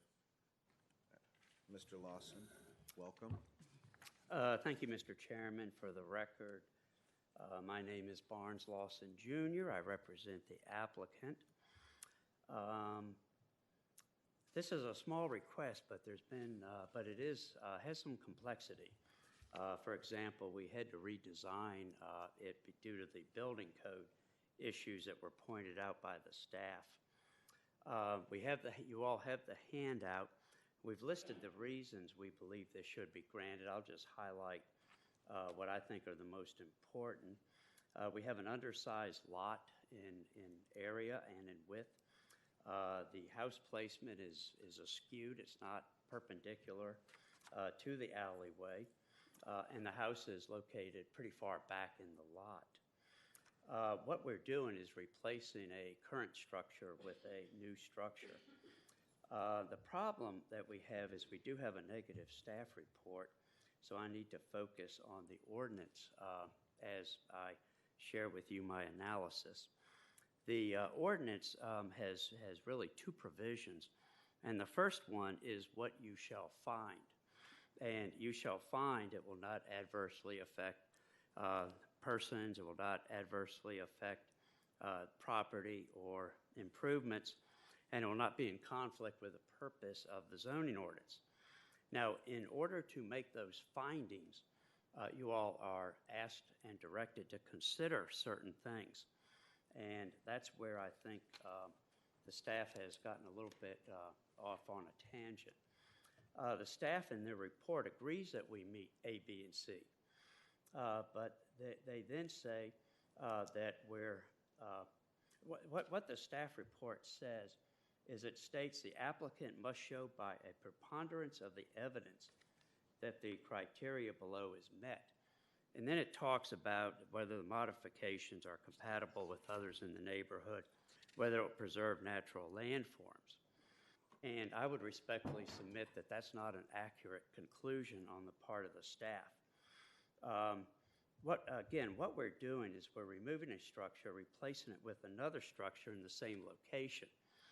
So the part of 15.6.8 where it says, well, the modification help preserve natural landform, historical features, and or significant trees and foliage. Well, that's inapplicable. And so as the BZA analyzes the case, you all would consider it, and I think you would come to the conclusion it's not applicable because we're replacing a structure with a structure at the same location. You then turn your attention, and this is where the staff disagrees, with whether the modification will promote compatibility of development with surrounding neighborhood because the structure's overall footprint size and placement are similar to the structures on the property surrounding the lot. And, you know, the statute, I mean, the ordinance says similar. It doesn't say exactly the same as. And you have our pictures, and what's important is to go up and down the alley and see what's in the alley and how other properties are located in close proximity in the alley. And we have a number of garages that are very comparable and similar to this. The problem with the staff analysis is twofold. And the first one is, and I think this kind of shows it, this picture here, where they show footprints and garages in the alley. And if the staff is accurate with this conclusion, then it means two things. One is you can never be the first one to do something, because if no one else has done it, then there's nothing compatible with the staff strict analysis. The second thing is, if you have a unique property, then you can't get relief. And you have this lot, the subject lot, you have 2404 that does not have a garage, and those are the only two properties that have this constrained rear yard that have generated the need for the use permits. The last thing that I would say is you do have the letter from our neighbor, and I think her objections, she's objecting and saying that the distance in between the proposed garage and the main house would be a detriment to her. And I don't believe she would ever know it's there or see it based upon walking up and down the alley. It's just, this would simply not be visible from her property. A shed or a similar structure could be put 1 foot from the property line and be 8 feet from the main house, and that would be in accordance with the ordinance. Thank you. Thank you very much, Mr. Lawson. Questions? The applicant's representative. Ms. Malice? Mr. Lawson? Yes, ma'am. You had stated that this house is set further back than other houses. I'm looking at the tax map, and the front setback actually looks a little closer to the street, and it's set back only because the house is about twice the size of the houses on either side of it. Excuse me, the house is 35 feet back versus 25 as required by the ordinance, and an addition was put on by a previous owner. And there was a garage that was there, and that garage was removed. Then a carport was put up, and now we wish to replace the carport with a nicer permanent garage. So but are you saying the setback from St. Ives is different than the neighbors?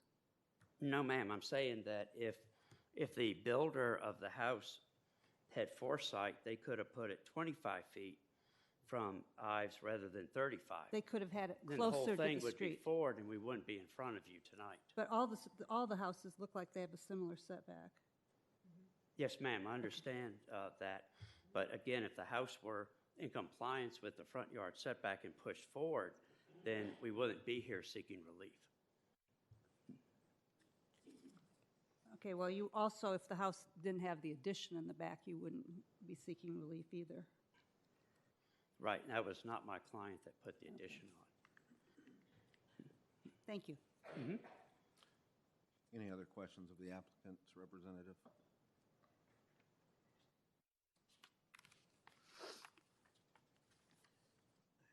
Okay, we have a speaker signed up to speak against this matter, Elizabeth Hoffman of 2423 South Eng Street. Welcome. Thank you very much. We've got your letter also. Thank you very much. I appreciate you listening to me. I'd like to read this. Yes, my name is Elizabeth Hoffman, and I'm the owner of the property at 2423 South End Street, which backs onto the property at 2422 South Ives Street. I support the county's proposed resolution and strongly disagree with the alternative proposed resolution, which has a number of additional variances in it.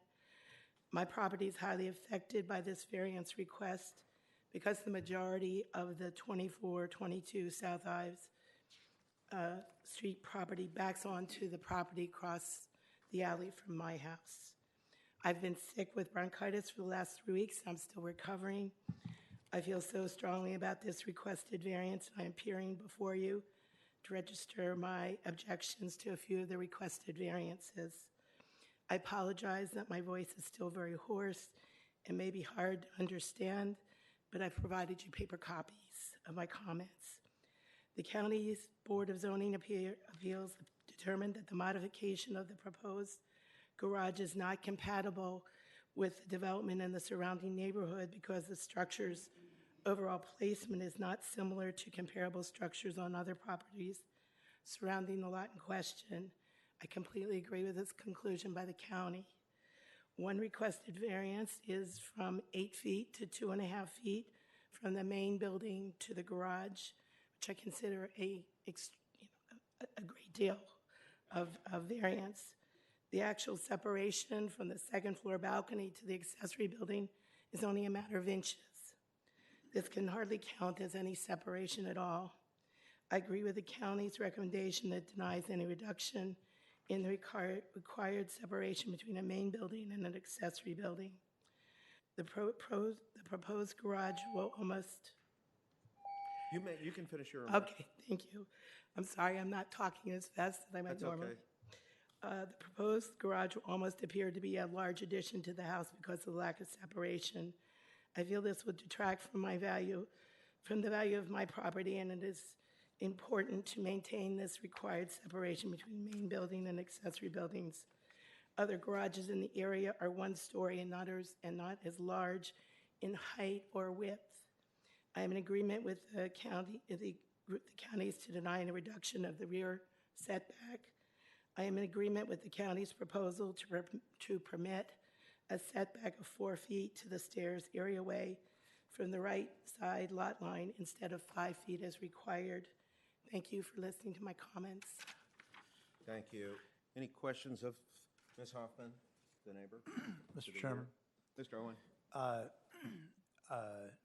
The applicant's agent has asserted that you cannot see this garage from your property. Can you comment on what you can see from your house and what you can see from other parts of your property? I even have some pictures on my phone. No, I look right back on the property, and the way that the garage would be placed is that because the roof line is very high and very wide, it almost covers the whole, at least more than half the back of the house.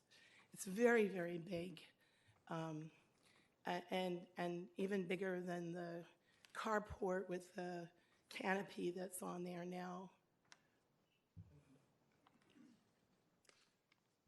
Just a brief follow-up on that. Do you have any plantings in the rear of your yard? I do. I've been trying to grow some arborvitae to block out the canopy that's not very attractive either. So, but I have a driveway down the middle at the back of my property, so I can't do anything with that part. Gotcha. Okay, thank you very much. Any other questions of the speaker?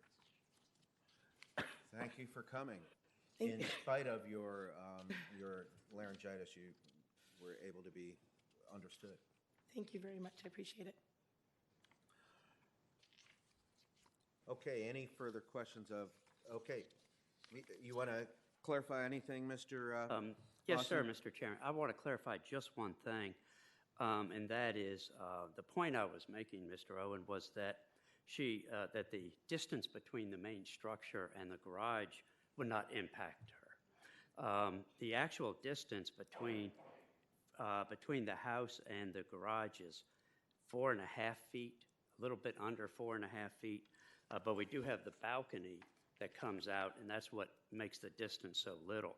When you go around the corner and you start going down the steps, then it's about 2 feet 6 inches for a couple of feet.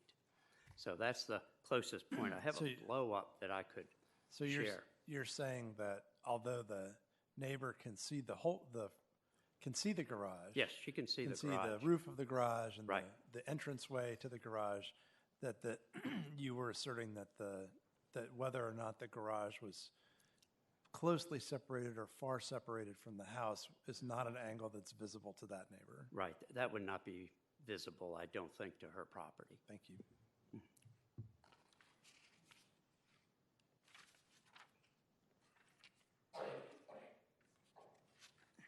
Any any other questions of staff or the applicant?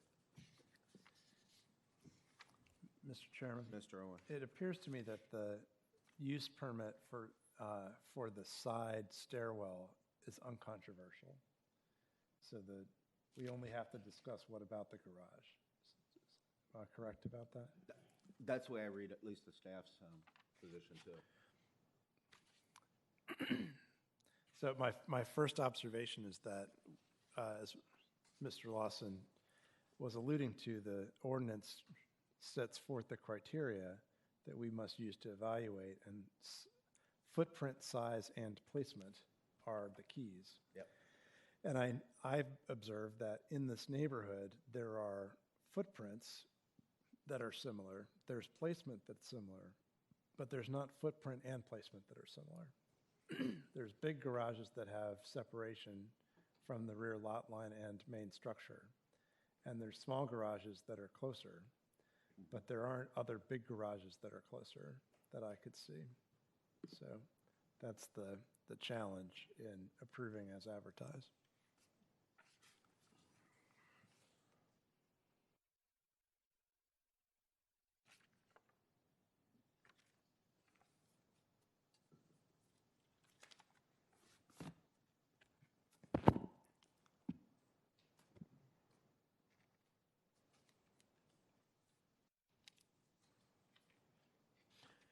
Okay. I'm just looking at the dimensions, 23 by 2, 23.2 by 23.1 and a half, 2 1/4.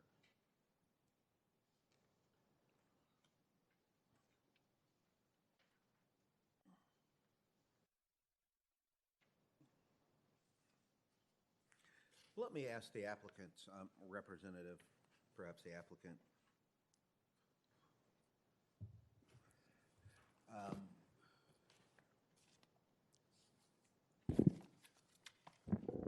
What it seems like the staff deems the garage too large, right? Yes, sir.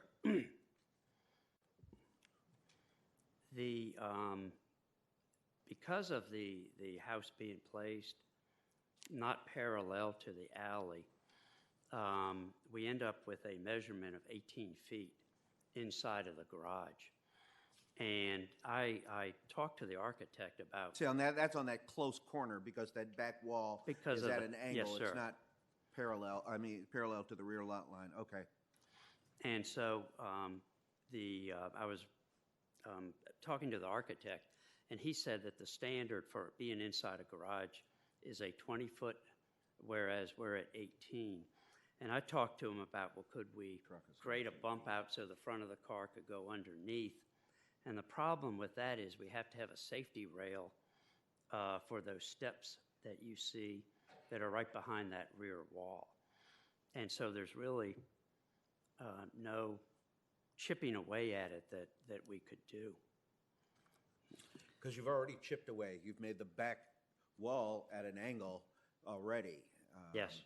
Which is, it's odd. I'm sure you've got to have a load-bearing post in there at an odd place. Mr. Owen. One of the objections of the rear neighbor is to the height of the garage, which is not always something that the BZA takes into consideration, but sometimes we do. And I'm wondering, is there a reason why the applicant requires a garage that's so tall? Yeah, good question. Here's my understanding, and Mr. Lyles is right here. He's not going to make it a formal accessory dwelling unit, but the reason for the additional steps is to create a unit downstairs. And so he was going to move some things that were there to store them up in the roof of the garage. But that's something, Mr. Owen, that we could look at. So it looks like there's a knee wall of 3 feet on that garage, almost. Which wall? On On, on the garage, on both sides of it. I'm looking at SD4, the west elevation of the carport. Yes, there is a brick knee wall of about, what is that, Don, about 2 feet, 3 feet? And so we were putting the garage right where the current carport is. The carport is like a thick canvas, and it's starting to disintegrate. Yeah, it's canvas. I mean, I thought you didn't say concrete, where the concrete begins. Is that what you said? No, it's canvas. Oh, yeah, right. But it's a thick canvas, but it's disintegrating. But I was my question with respect to the knee wall was there's 3 additional feet. I understand, storage in a garage above. I do the very same thing, but that seems like a lot of from where the pitch is, the top of the roof, with those additional 3 feet. I mean, that's more than enough standing room. And the reduction of that, the elimination of that knee wall would bring down the height and the massing. We can certainly look at that. We would be pleased to look at that. And I guess it's on EX8. It says that's really 2 feet 7 3/4 inches. It looks like versus 3 feet.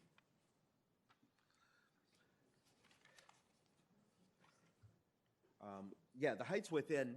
I mean, it's well under the height limits for the county. It's not a second story of a accessory dwelling of a garage, but from Ms. Hoffman's point of view, there's more massing with those additional 3 feet, 2 3/4 feet. Mr. Chairman? Ms. Malice. Yep. Yeah, there's only so much you can do on a piece of property, and we've built a house, we've built an addition, and now we want to build a large garage on the back. And it seems to me that you're really trying to do a lot on this size parcel. So I can see why the neighbor would have a concern about this. The justification for the 8-foot separation, is it something that we need or not? Because, it comes up all the time, and we want to chip away at that separation. And is there a policy reason that we shouldn't respect that 8-foot separation? Well, I don't. Maybe the county staff can articulate a reason. At one point, years ago, it was 15 feet. This fall, staff updated us on some additional research they had done, but I forgot what that was.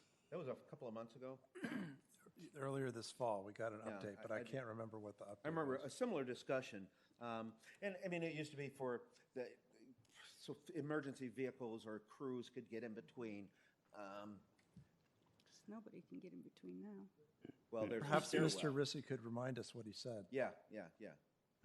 All right, we have discussed this before, and I brought some exhibits with me today. I have the staff report when the separation was changed from a 15-foot yard to 8 feet of direct separation. I also have the minutes, or a selection of the minutes from that hearing as well. To be frank, there isn't much policy discussion behind those changes. What I have learned and what I've told the board before is that I've had discussions with coworkers in ISD who does our building codes, and there is currently an exception for single-family dwellings that accessory buildings on the same lot don't have a required separation. However, 8 feet does constitute the separation that is required for one building to have windows. You have to have 5 feet and 3 feet. If that was a requirement, which again isn't the case if it's on the same lot, but between lots, you have to have 8 feet to have one building that has windows. The two. Yes, you would have to have 10 feet for both to have windows, but And one of these buildings has windows. correct.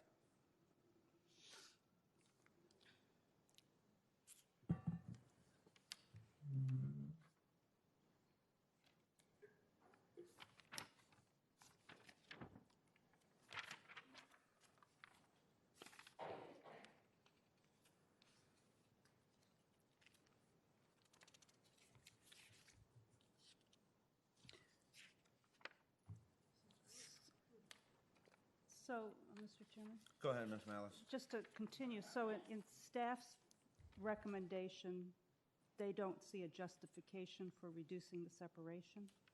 Staff could not find comparable examples for placement. For We did placement. find comparable examples of, the placement of the proposed garage. We did find comparable examples of placement of the new stairwell, and we did find comparable examples of the footprint of the garage, but not for the placement of the garage. Thank you.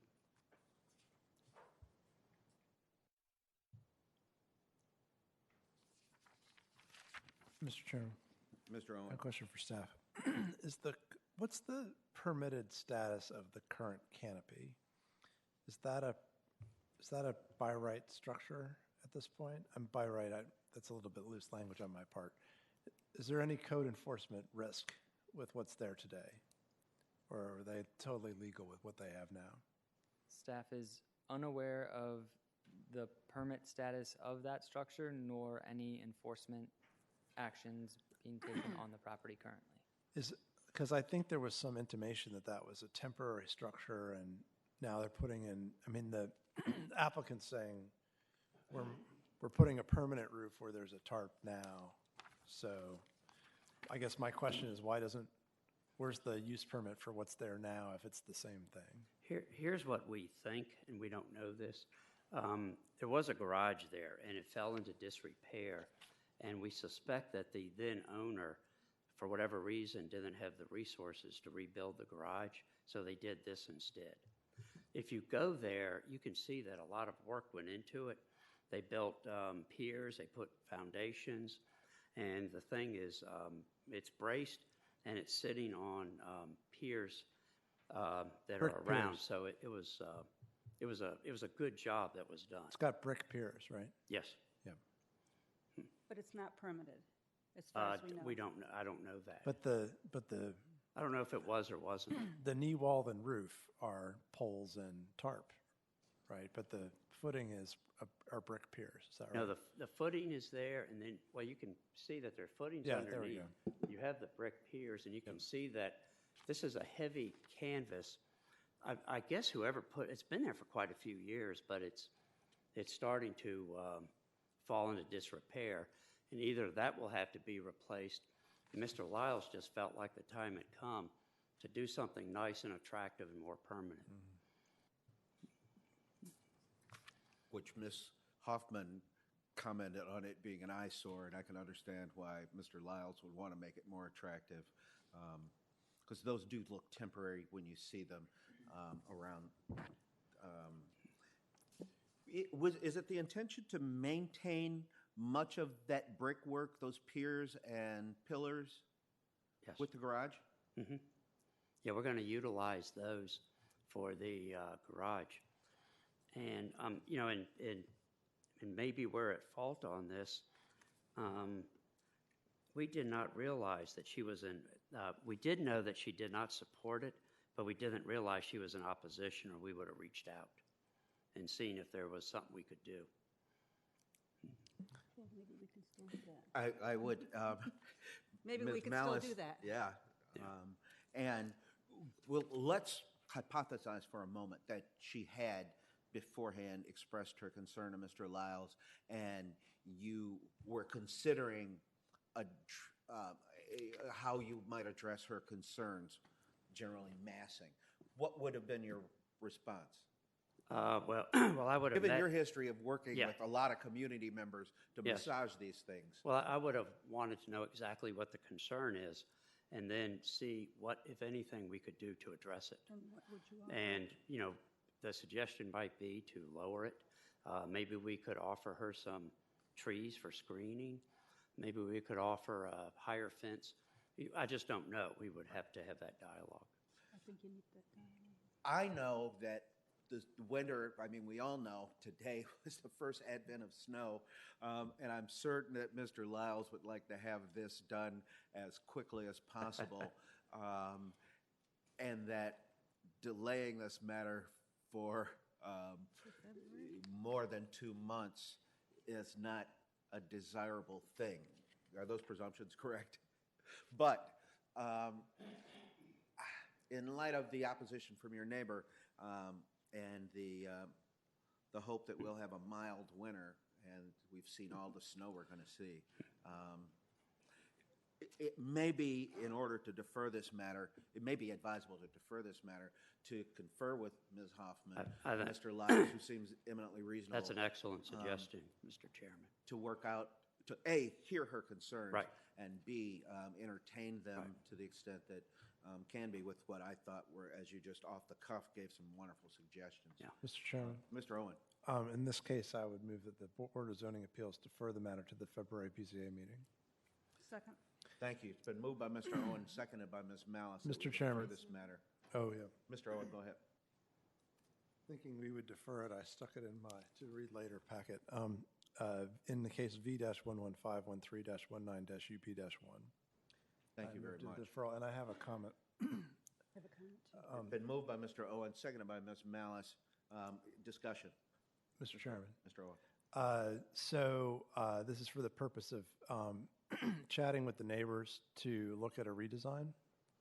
And I'll just offer my one individual, not speaking only for myself, comment that the most concerning thing for me of this is the height.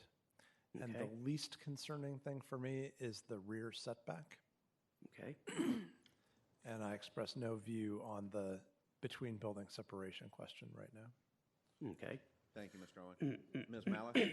Just for my part, I want to clarify that, I think the deferral is in order not just because a neighbor had an objection. Right. I understand. Looking at this whole situation, I think it needs a little more refinement. Yeah, I was on Zork when they amended the ordinance from 15 to 8, and Mr. Reese and I were talking, and I can't remember why. I really can't. It wasn't that big a thing. I remember it helped the BZA a lot. Yeah. I remember that. And also going from 50 feet from the center of the street to 25 feet to the lot line. I think that was about at the same time. Yeah. Those were helpful in terms of Thank process. you. Any other discussion? Hearing none, all in favor of deferring the matter to the February 2020 BZA meeting signify by saying aye. Aye. Aye. Thank you. All opposed? The ayes have it. The matter is deferred. Thank you for your accommodation of that. Please call the next case.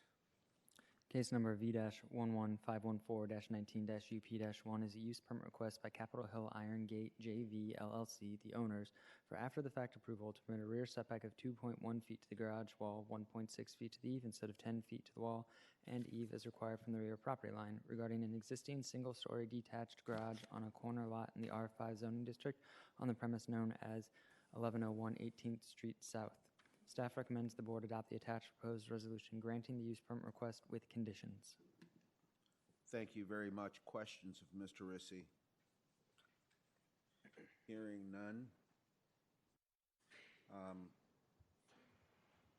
Let's see here. We have Owen Malone and Jane Cross both signed up to speak. And I will call them in the order in which I received them. Mr. Owen Malone, welcome. Thank you. Thanks for giving me the opportunity. My name is Owen Malone. I am representing the owners of the property, and I'm working on the design of the redevelopment of the lot. Essentially, it's sort of simple. We have a very nice or very well-built garage in a location that's not compliant. I think the staff report covered it very well. It is very similar to many garages in this neighborhood, corner lots, tucked back into that corner. It's it seems like the right place for it. We would like to just leave it there and clean it up and make sure it continues to function as the good building it is. I spent quite a bit of time going around the neighborhood, talking to all the neighbors. I did speak to every neighbor who was affected by this.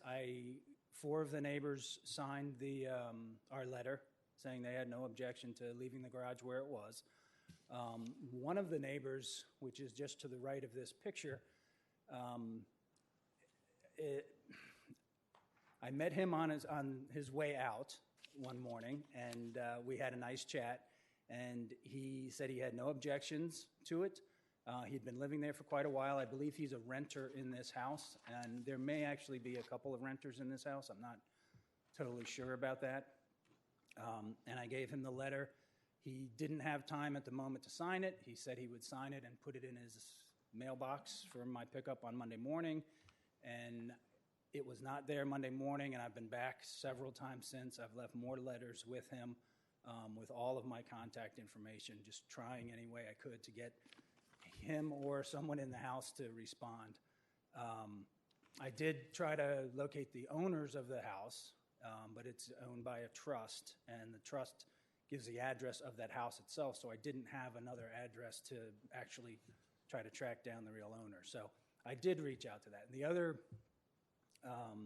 the other neighbor affected are the Crosses, who live just behind the garage, and did have a nice conversation with Mr. Cross on the first time, and they're okay with it. And then I think they took a closer look. He also didn't want to sign. He wanted his wife to get a chance to look at it, and that was fine. So they are here. She is here tonight to speak to the matter. While I don't have a signed letter, I can easily just yield my time to her and let her say where they stand with it at this point. Okay. Are there any other? I mean, otherwise, it's a very useful garage, and it just seems to be in a good spot, common in the neighborhood, and it just makes sense to keep it and not have to tear it down and waste. Thank you very much. Questions of Mr. Owen? I'm Malone, I'm sorry. Owen Malone. Okay, next, Jane Cross. It's a great name in any position. Well, welcome. You can lower the whole podium if you'd like. Okay. Give us your address. 1107 18th Street South. Thank you very much. There is some confusion, I think, in the whole neighborhood about where the rear property line on this house is, because the previous owner moved the door to the side. So it makes it appear as if our property is to the rear, and a lot of the neighbors that spoke to us said, well, we want to not support this variance because we want this garage away from you. Come to find out... A little closer and repeat what you just said. A lot of neighbors thought that moving the garage 10 feet meant it would be moving the garage 10 feet from our home. Oh. They thought that that was the rear property line. We're actually on the side property line. So the garage will not move away from our property.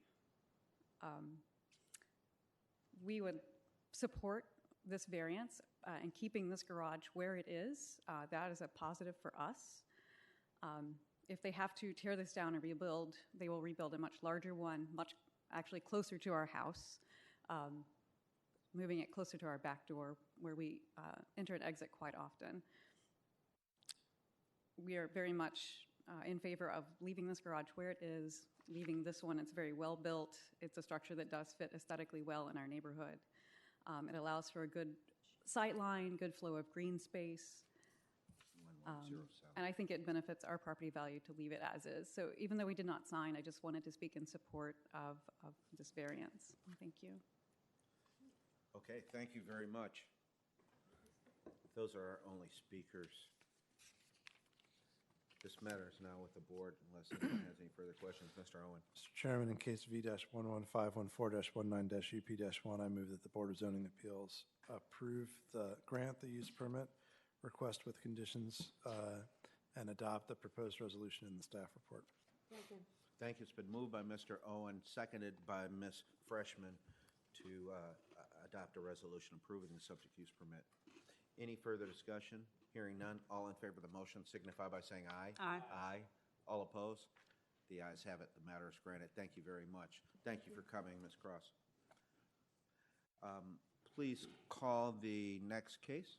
Case number V-11515-19-UP-1 is a use permit request by Matt and Nicole Rizzolo, the owners, to permit a rear setback of 19.6 feet to the wall instead of 25 feet as required, and to permit a rear setback of 18.4 feet to the eave instead of 21 feet as required from the rear property line regarding a one-story rear addition and deck in the R6 zoning district on the premise known as 3443 14th Street North. Staff recommends that the board adopt the attached proposed resolution granting the use permit request with conditions. Thank you very much, Mr. Riss. Any questions? Hearing none, Matthew and/or Nicole Rizzolo, welcome. You must be Thank you. Matthew. No real comments, just thank the board for its consideration and the staff for its recommendation, and ask that the board adopt the staff's recommendation. And I'm happy to answer any questions. Thank you very much. Any questions of Mr. Rizzolo? Hearing none, let's be happy to entertain a motion. Mr. Chairman, Ms. Malice? I move that the Board of Zoning Appeals adopt the attached proposed resolution approving use permit V-11515-19-UP-1, subject to the conditions in the staff report. Is there a second? Second. It's been moved by Ms. Malice, seconded by Ms. Freshman to adopt the resolution granting the subject use permit. Any further discussion? Mr. Melnick has stepped away. Hearing none, all in favor of the motion signify by saying aye. Aye. Aye. All opposed? The ayes have it. Please let the record reflect that Mr. Melnick had stepped away during this vote. Thank you. Thank you very much. Please call the next case. Case number V-11516-19-UP-2 is a use permit request by Jason and Susan Ham, the owners, to permit a rear setback of 1 foot to the wall and eave of a detached accessory building, bike garage, instead of 10 feet as required from the rear property line, and to permit a separation of 5.5 feet between a main building and an accessory building, 1.5 feet from the eave, instead of 8 feet between the building, 4 feet between the building and eave as required, regarding a proposed accessory building on a corner lot in the R5 zoning district on the premise known as 1038 17th Street South. Staff recommends the board adopt the attached proposed resolution granting the use permit request with conditions. And I'd like you to please note there's supplemental material for this case that came in after the application packet was assembled and printed. There is an additional letter or an additional photo of the site from the applicant's agent, and there is a letter from the directly adjacent neighbor with some photos as well. Mr. Reese? Go ahead, Ms. Malice. Is this the photo also from the applicant?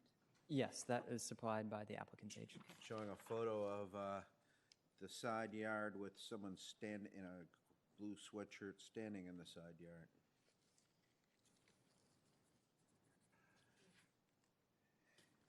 And give us just a moment. There is a packet of materials that is also just received. Let's review it real quickly.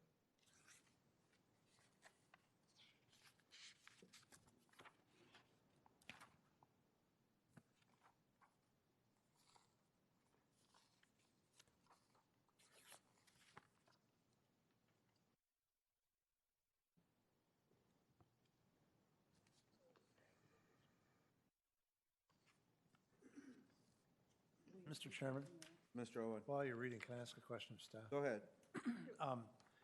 In the application document dated October 15, 2019, it shows a total lot coverage of 79.7%, but the staff report indicates a total lot coverage of only 39.9%. What accounts for the discrepancy? In error and the applicant trying to calculate their own coverage as best as staff can figure. Okay. Mr. Chairman? That was very kind. Ms. Malice. According to the staff report, the maximum the building footprint of 2227.5 represents 37.1%. on max coverage. Is that, am I reading, that's correct? 37.1? Correct.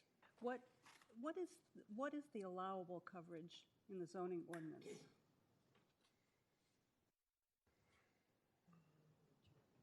In the R6 zoning district, total Yes. lot coverage starts at 40% and increases depending on whether there are certain building structures In R5, right? in the R5. I think looks like it's maxing out coverage. In the R5 zoning district, lot coverage starts at 45% and increases depending on whether Porch there and are separated garage. correct porches and or detached rear garages. So 45. Okay. And That's so, that's the minimum. They could have it even larger Okay. based on other conditions. It wouldn't be possible to have it be larger okay, so let's, Because of the size of the. and, because of what's already there. and building footprint? Could you also just mention building footprint? The maximum main building footprint in the R5 zoning district for a structure without a qualifying front porch is 2,380, and with a qualifying front porch is 2,590 square feet. And there's no percentage on that one? Yes, the maximum main building footprint starts at 34% without a qualifying porch and increases to 37% with a qualifying front porch. And this says 39.9?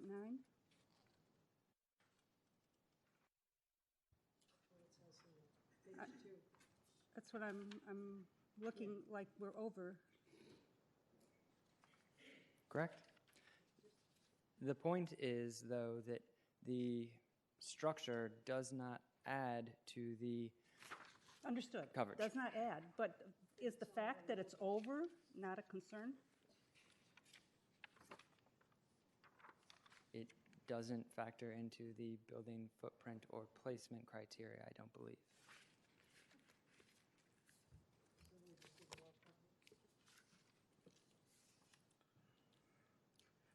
I guess, okay, we'll talk about it later. Mm-hmm. The later will be soon.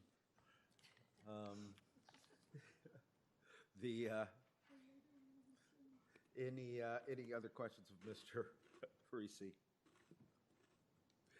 Jason and/or Susan Ham?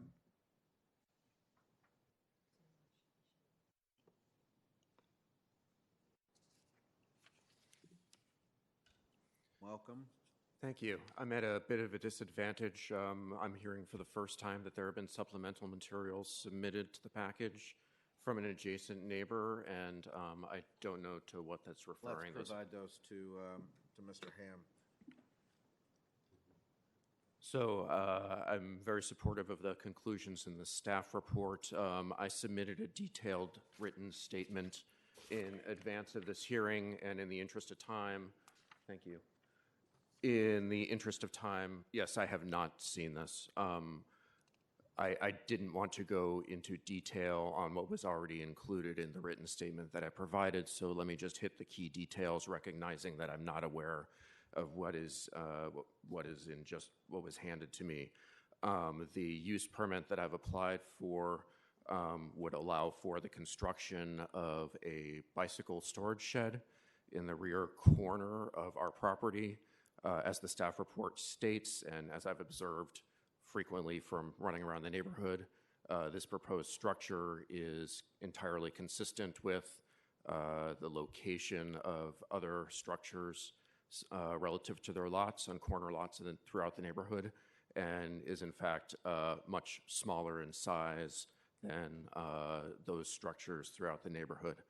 This is the second time this matter has come before the board. The first was in September, when the board voted down the proposal in response to comments from this adjacent neighbor. We have spent the intervening time since September engaging with this neighbor, both email and in person, attempting to understand her concerns and address her concerns and reach a compromise.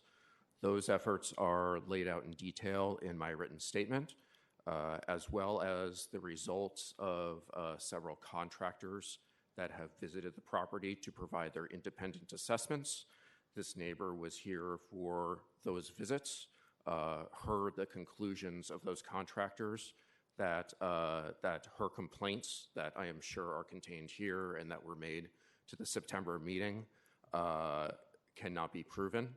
Her complaint is that she has standing water in her rear yard, and she claims that water is coming from our house.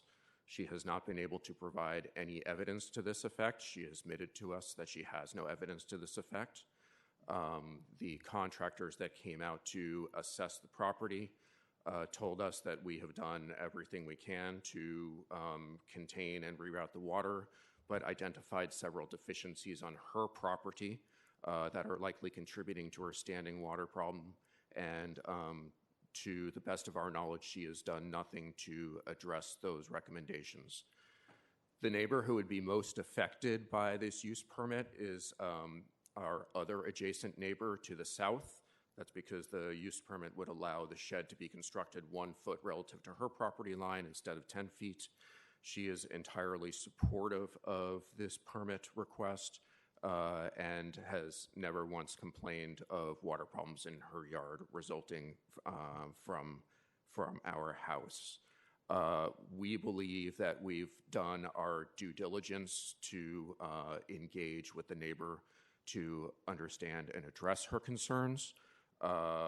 She has not acknowledged the opinions of these outside experts that have called in, nor, as I said, is there any evidence that she's taken action to on the recommendations that they've provided.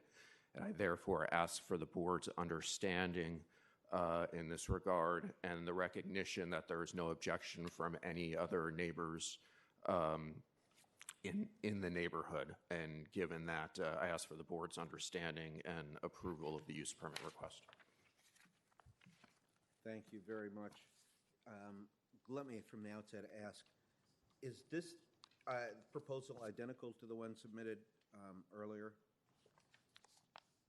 I think there might have been some minor changes made to, for example, the height of the shed in order to attempt to accommodate the neighbor's concerns, but she is still rejecting the proposal.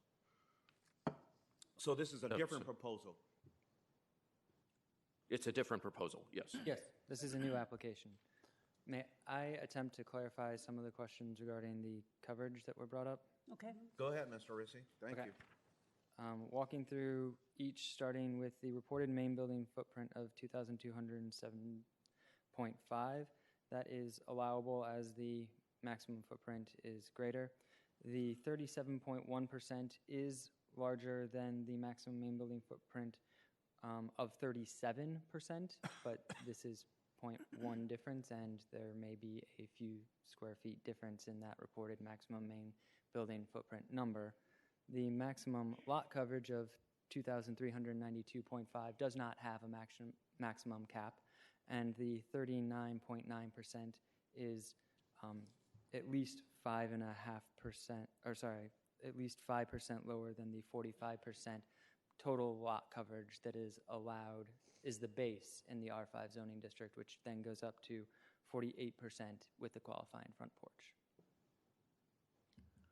Did that clarify? So, but the main building footprint is maxed out? Correct. Okay.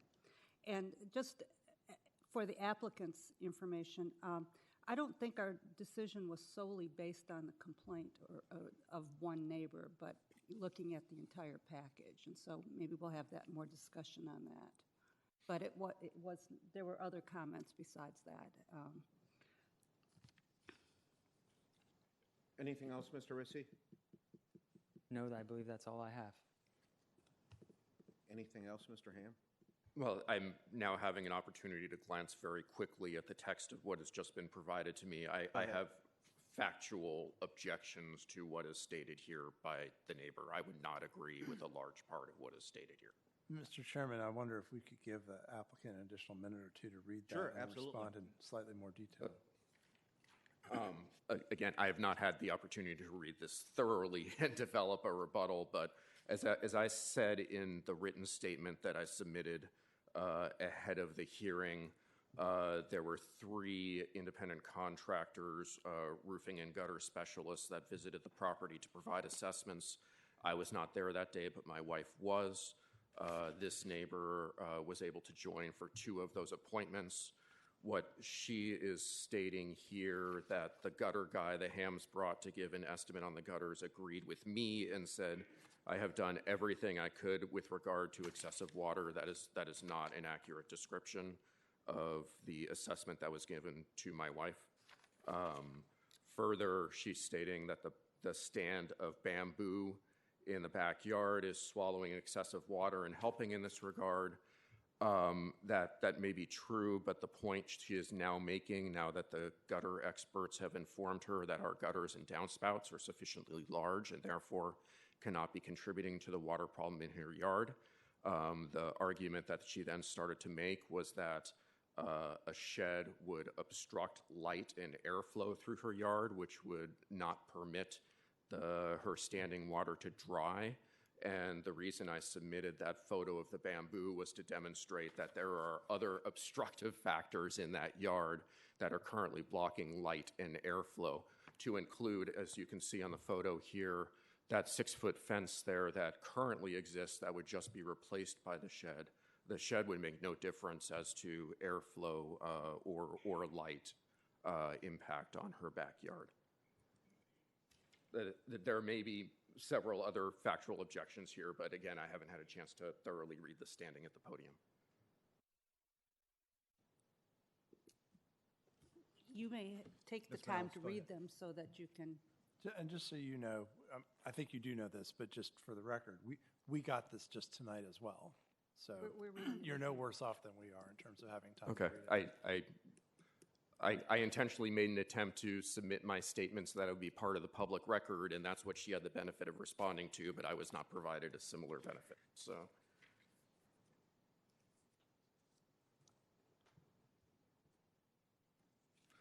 Again, and this is in part of the written statement that I provided to the board ahead of time. She continues to use hyperbole in describing the scale of our renovation project that was conducted in 2013 and 2014, claiming that the renovation tripled the size of the house and leaving no grounds to absorb rainwater. That is not an accurate description of. I think she previously told the board that our house is now 4,000 square feet, whereas it's in the neighborhood of 2,500. We do have a rain garden that's in compliance with the requirements from the county as just one element of our yard that is intended to absorb rainwater. The vast building, as well as its height, have been blocking the sun and natural flow of air, which are needed to dry up the rain and snow. Again, we've been provided no evidence. When we met in person with this neighbor following the September board hearing, we explicitly asked her, we understand you have a problem. We'd be open to working with you to address the problem, but we're not going to, hire a contractor and spend money unless you can demonstrate to us that we are responsible for the root cause, that our house is the root cause. She admitted she could provide no evidence to that effect. She insisted that just because these problems started happening after our house renovation, it must therefore be related to the house renovation. My wife and I are both scientists. We know that correlation is not equal to causation. And we repeatedly offered to work with her if she could provide us any evidence. Instead, she insisted that she wanted the gutters on her side of our house to be replaced with wider gutters in order to assist with the standing water problem. When we asked her if she's observed at any time any water overflowing our current gutters, she said no. And then, as I said in my written statement, when we called out the independent contractors to look at our gutters, they told us we already had 6-inch gutters. And they looked at our downspouts and said they're sufficiently sized, but then started identifying these other elements in her yard to include her downspouts, her gutters, her trees, and like I said, there's no evidence that she's addressed any of those. Thank you very much. Ms. Malice? You stated that your rear neighbor has no objection to. Is there any reason that you can't run that shed along the rear fence? I'm sorry? Is there any reason you can't just run the whole shed along the rear fence where your neighbor has no objection?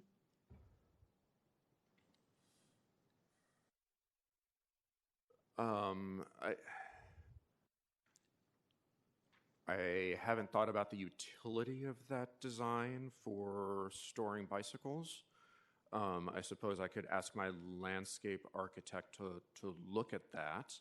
I think it would be more unsightly because what you're not seeing in the foreground of this picture, I mean, this is all visible directly from the street. So the benefit of having the shed tucked in that back corner there is that it's much less visible from the street. But basically in the foreground of this photograph, you have a small driveway and then the sidewalk. And if you were to run the shed all along that fence, then I think it would be fairly obtrusive. We have some other shots of the yard, Ms. McNeil. So, you know, I can see what, let's say, viscerally the neighbor is reacting to is that Ms. McNeil, do we have any other shots of the everything yard? about this house Shots of the yard. is built along the fence on her adjoining side.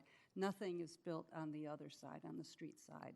And so to her, I think it seems like overhead. everything is pushed in. Let's see that And so aerial. if we could move some things that weren't. The aerial photo. That would have been great, and we spent a lot of time going back and forth with the architect when we were undergoing renovation of our house, and our understanding was that due to the setback requirements of the county, that we weren't able to build out towards. I'm not 10th Street. saying that. I'm not saying that your addition. I'm not questioning your addition. I'm just Without a use permit exactly. at that time.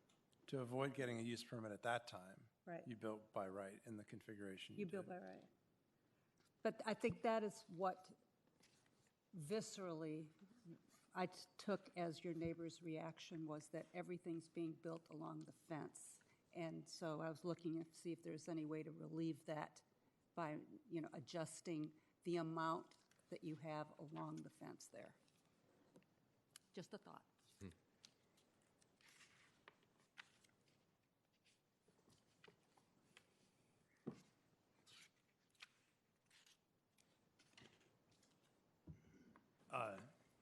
Go ahead, Mr. Owen. Mr. Chairman, I think my sentiment here is similar to perhaps to the direction that Ms. Malice was going, which is that the applicant is saying, well, this is just a tiny straw.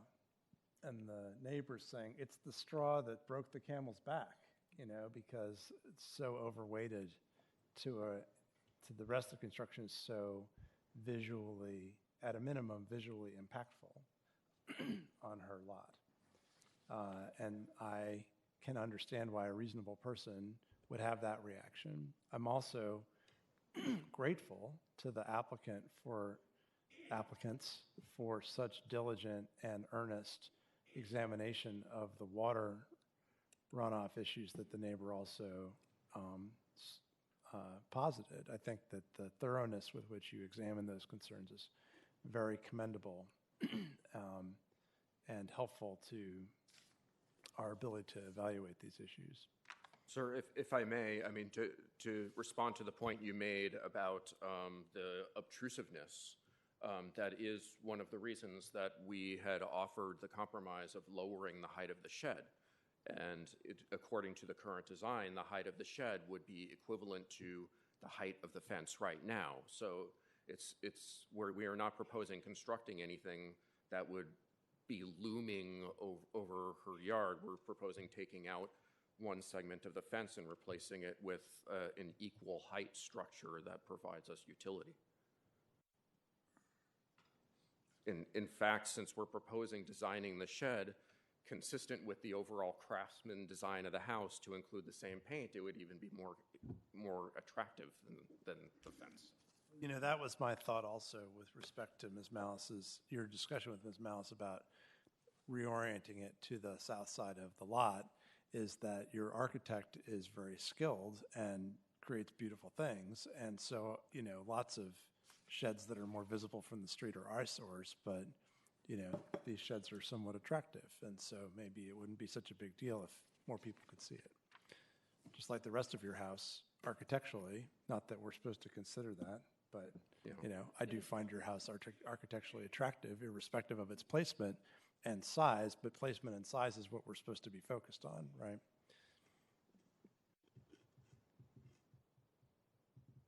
Thank you, Mr. Owen.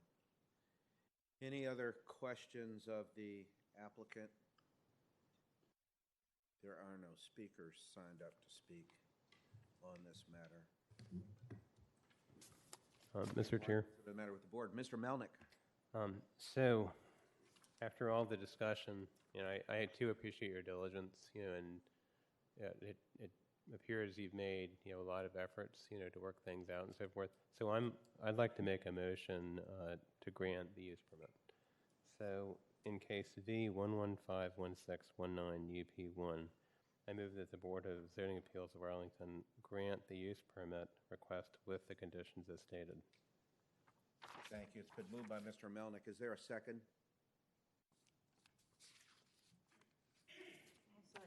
Thank you, Ms. Freshman. It's been moved by Mr. Melnick, seconded by Ms. Freshman to grant the subject use permit.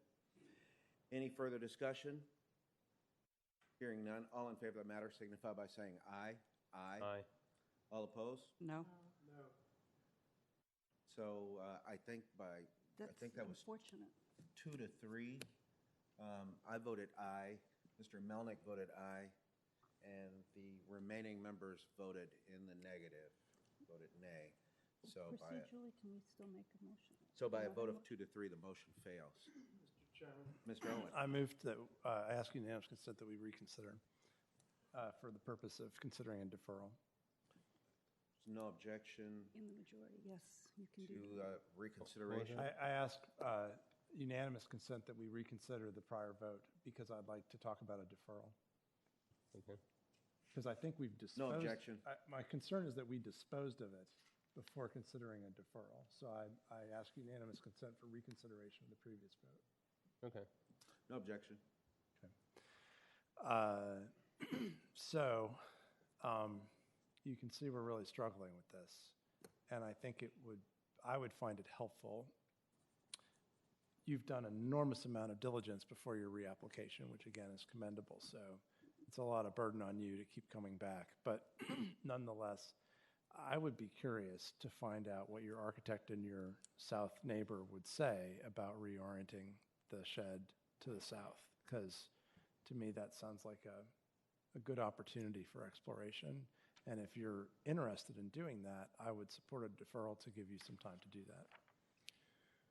I'm certainly interested in pursuing that. I'm just, of course, concerned about what would happen if our southern neighbor objects to that design, and then it seems that, we're trapped in between a rock and a hard place when we've done everything we can and been provided no evidence that the adjacent neighbor's claims are. Well, our position in evaluating your southern neighbor's concerns, if they had any, would be whether we thought they had merit, right? So they don't have a veto, just like your east neighbor doesn't have a veto. We've evaluated her concerns and have found them meritorious.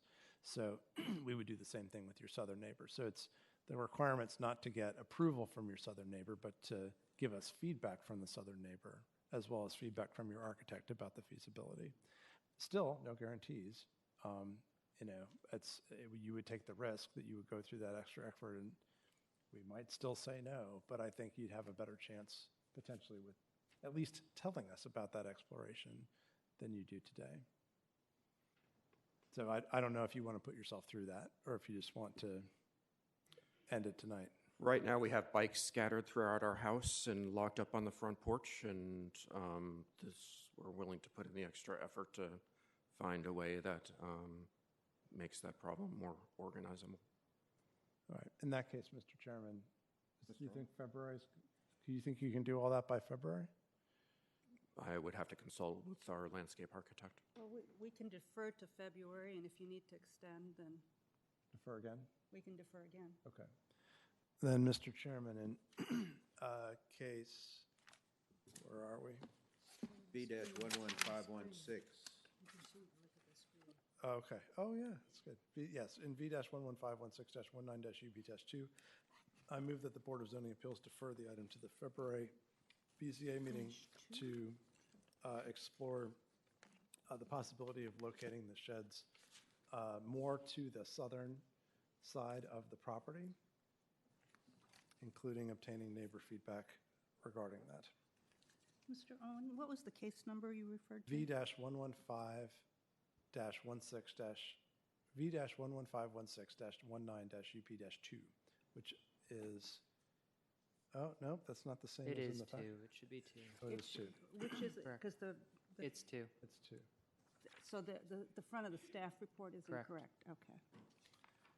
So, See, this says yeah. one. Okay. The second consideration of a use permit, gotcha, in the Correct. year. UP2. I'll second the motion. Good, it's been moved by Mr. Owen, seconded by Ms. Malice to defer this matter for consideration in the February 2020 meeting of the Board of Zoning Appeals. Any further discussion? Hearing none, all in favor signify by saying aye. Aye. All opposed? The ayes have it. This matter is deferred. Good luck, Mr. Ham. Please call the next case. Case number V-11517-19-VA-2 is a variance request by Farshid S. Yekka and Shiva Kaminchi. The owners to permit an average main building height of 42.1 feet instead of 35 feet is required for a one-family dwelling in the R8 zoning district regarding a new single-family dwelling in the R8 zoning district on the premise known as 2321 North Richmond Street. Staff recommends that the board adopt the attached proposed resolution approving the variance with conditions. I'd like you to please note there is quite a bit of supplemental material for this case that came in after the application packet was assembled and printed. I believe there are 7 different letters from surrounding neighbors, as well as Thank you. Give something us that a your boy is passing moment. out. We're going to, We have a lot to read here. we'll take a moment, a couple of moments to read the number of submissions, 5 or 6, 7 letters that we've just received regarding this matter.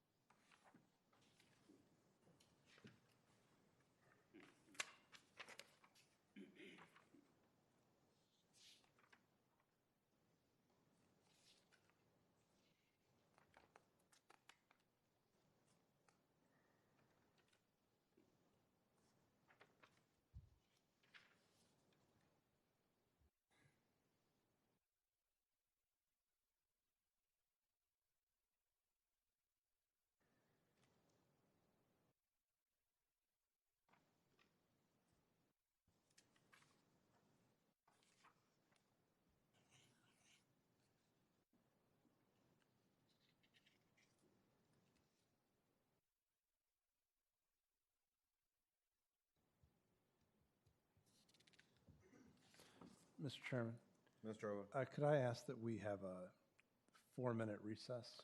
Is there any objection? By unanimous consent, we will recess until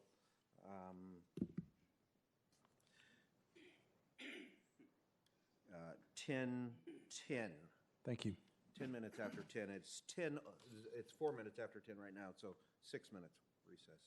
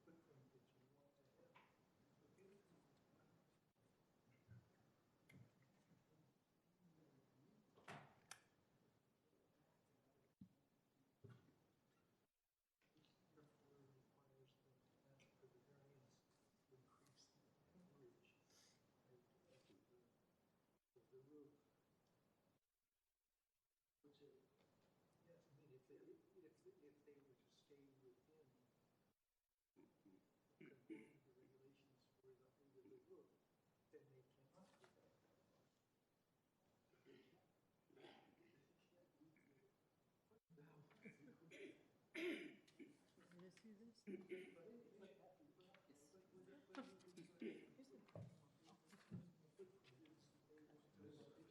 one is that? It's got this attachment, all the water from all of the houses on Richmond goes into this guy's yard.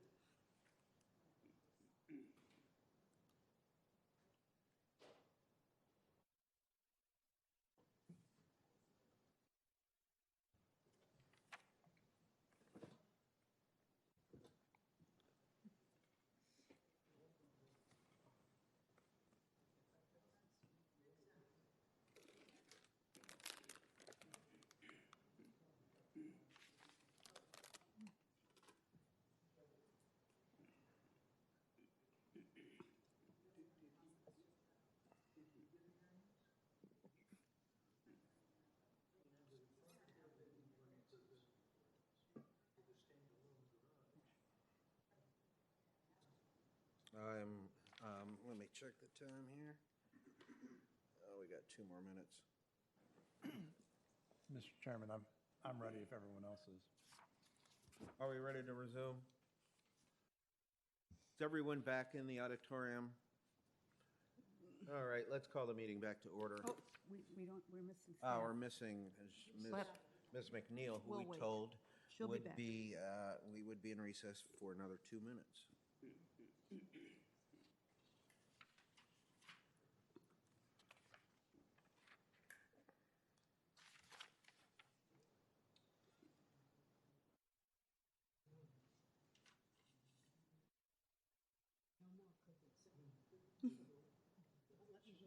I've been sneaking them. No more cookies.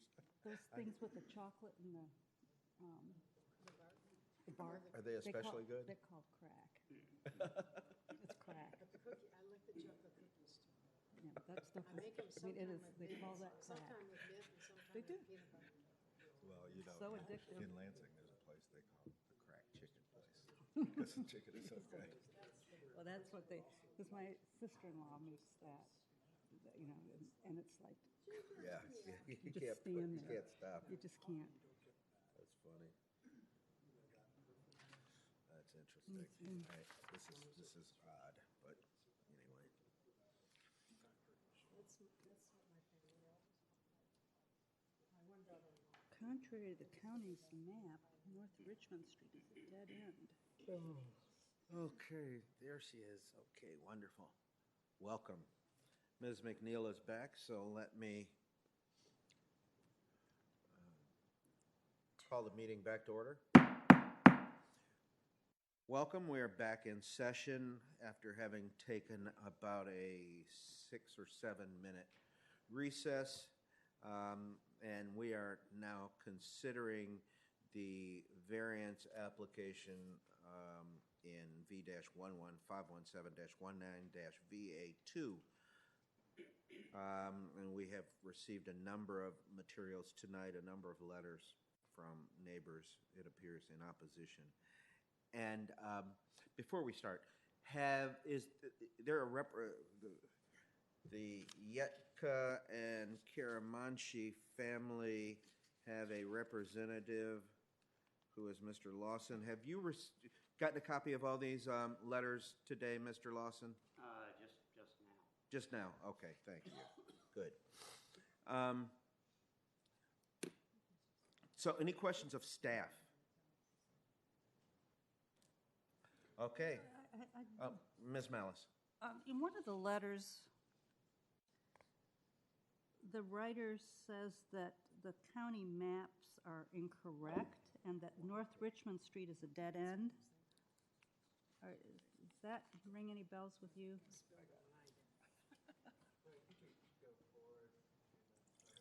Do we have an overhead?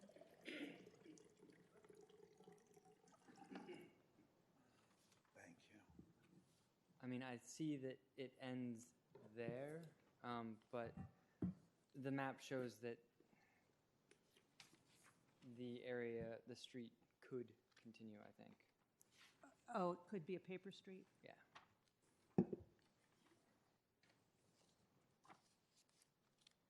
Okay. Thank you very much. Any other questions of staff?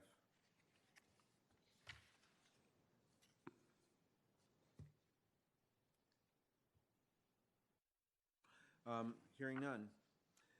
The chair will recognize for Ms. For the Yetka Kiramanchi's Mr. Barnes Lawson as their representative. Welcome, Mr. Lawson. Thank you, Mr. Chairman. For the record, I'm William B. Lawson, Jr., and I represent the owners. I handed you out some pictures, and the reason I did that is that the house... The black and white pictures that we Yes, got? sir. The first two pictures belong to my grandmother and my uncle, who live on Lorcom Lane. I grew up in the house immediately behind it, 2301 North Richmond Street. And the reason I took the pictures of my grandmother's house was to show you the magnitude of the hill. And the house that my parents owned is even higher up and up the hill. As you head towards 26th Street, I think it is, the slope gets even, no, 25th. The slope gets even more pronounced. And the third picture that I handed to you all was my best friend growing up. And in order to get into their home, you had to go down about 15 steps, and you would enter the house across the front there, and then the land continued to slope downhill, and when you went around to the back, it was just very, very tall. And, that's the issue that my client was facing in coming up with this design. One thing that we did do is withdraw the request for the use permit, and this was before I even realized we had any opposition, because I felt like even though it's a substandard lot, it's not as wide as it should be. My feeling was if we're going to ask for more height, we ought to at least honor the setbacks. So I had the architect take another look at it and alter the design for that. Some of the comments I've been reading are dealing with stormwater, and I had anticipated this could be an issue. And our engineer said that Arlington County has the most stringent stormwater management regulation in the state. The majority of the runoff from the roof will be draining towards the front. We are planning to construct planter boxes which will collect the water from the downspouts. It will drain into a dry well. The runoff from the patio will be dealt with in the same manner. And his point was that the situation will be improved by this construction rather than made worse. As far as the tests of the state code, I would respectfully submit that this meets the criteria. The reasonable use is to have a reasonable new home designed in a reasonable manner where you don't have to go down a bunch of steps to enter your home. And it's caused by the severe topography. It's caused by the undersized lot. And we don't have the flexibility to spread out or spread back. And so the solution was to go up. That's all that I have right now. I'd be happy to attempt to answer any questions. Ms. Malice? Mr. Lawson, you were not aware of community opposition to this project? No, until no, this evening? I was not. I did not reach out to the neighbors myself personally. As usual, I had the owner do it because they're the owner, and I think that they should be the ones communicating. And they had reported back that a couple people had not agreed to sign. They reported back that one had signed and then said, don't submit it to the county.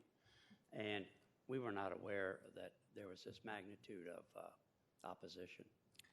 So you understand that there may be some work to do? Perhaps, yes. I think February will be busy.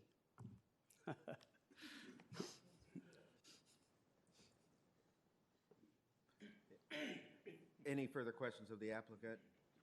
Well, let me ask Mr. Lawson, would your client consider a deferral to February to reach out so that you might have the benefit of discussing with the surrounding neighbors their Absolutely, concerns? yes.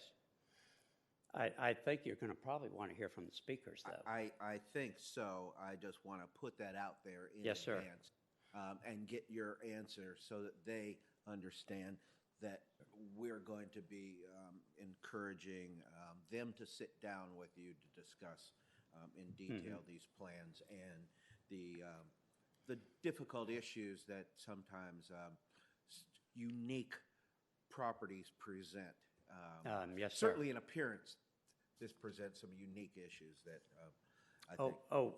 To answer the one question, Richmond Street is dedicated, but it did not go through. It stopped. A couple of it wasn't my dad, but some others objected to it being constructed through, so it was never done. Okay. Shows you the power of neighbor objection.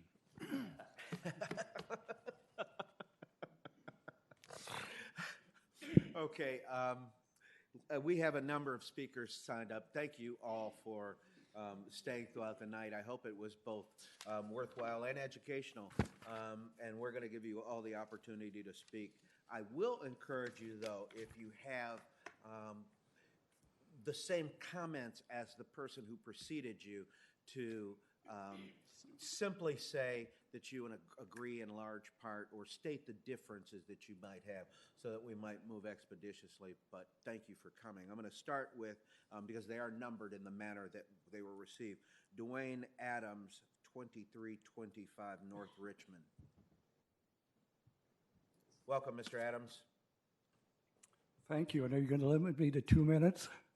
I'm not going to curtail your presentation inappropriately. Okay. But that is the overall time limit. Yeah. Don't, when you hear the buzzer, and if you have some more to... You'll let me finish a a sentence or two. Thank you. The house that we live in at 2325 North Richmond is basically identical to the house at 2331. You can hardly tell them apart. In both cases, you walk in on the top floor. They are 3-story dwellings. You go down 2 flights of stairs in order to come out the back at ground level. And we've lived there since 1972. And it's, for us, we use all 3 floors, and it's a very livable house. During the last 5 years, there have been 2 new houses built on our street. Both of them replaced 1-story brick homes. One of them is at 2331, which is our next door neighbor, and one of them is across the street at 2318. So we've watched 2 houses go up on Richmond Street that didn't have violations, but they had larger lots, and that was the big difference. So that the architect had more flexibility to build a wider house rather than have be constrained by the narrowness of the lot next door. But we have found our house very livable.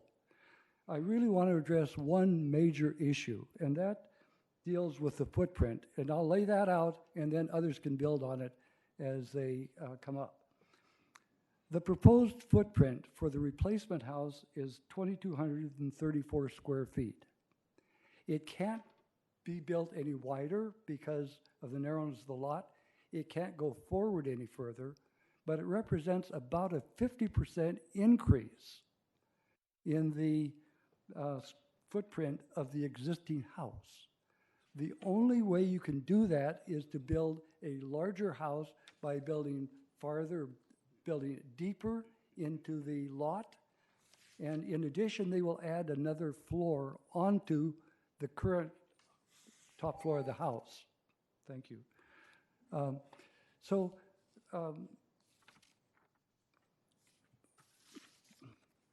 What that means is that when you look at the resulting structure of the replacement house, it will be 4 stories high at the rear of the house. And the rear of the house will have been extended about 20 to 25 feet beyond the rear of the current house that is standing there. Now, I've submitted one of the letters, and in that package, I had an attachment that I would hope that you would be able to look at. And we will. Do you, okay, if it doesn't come up on the screen at least, do you have the one that has kind of a pink shaded area? Yep. Good. The reason I put that in is because I took a picture from standing on our patio looking at the house next door, and you can recognize it. Could you wrap it up, Mr. Adams? Yes, I'm trying. I wanted to talk about this picture because this shows what happens when you both make it deeper and higher. It basically blocks our view of a large area of trees.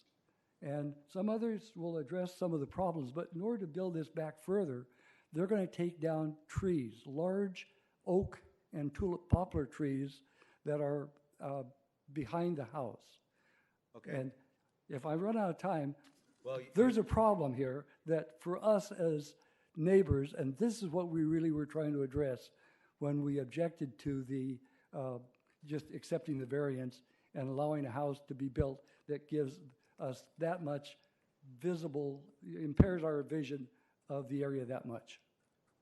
Thank you very much. Thank you. Next is William Chantel, 2324 North Richmond, who will be followed by Shirley Brothwell. Welcome, Mr. Chantel. Thank you very much. I am a neighbor who lives diagonally across the street from the proposed project. And I want to say Dwayne has done a very, very good job, I think, of summarizing what a lot of us are thinking about the project. I want to make a point first that this developer had solid building codes to work with. He should have known in advance what he could and could not do. I'm not anxious to grant a variance just because he asked for it, when he should have known what his restrictions were going to be.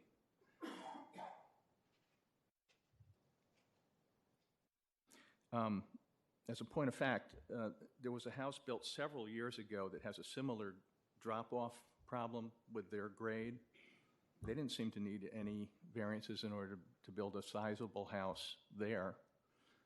Maybe it's not as big as what this new person wants to do, but it's still a sizable house, and it replaced a house that was there previously. I think a large height variance is going to change the character of the neighborhood. As Dwayne began to mention, it's really going to block what is now an open view for him. And instead of looking at very tall, mature trees, some of which will be sacrificed, I think, for the project, he's going to be looking at probably about a 50-foot wall instead. It's just a huge impact. I think it's a shame. I wonder how fast his house structure will devalue. Will it go down faster than any possible increase in his land value? I think it might. His house becomes almost a knockdown immediately. It's something to think about.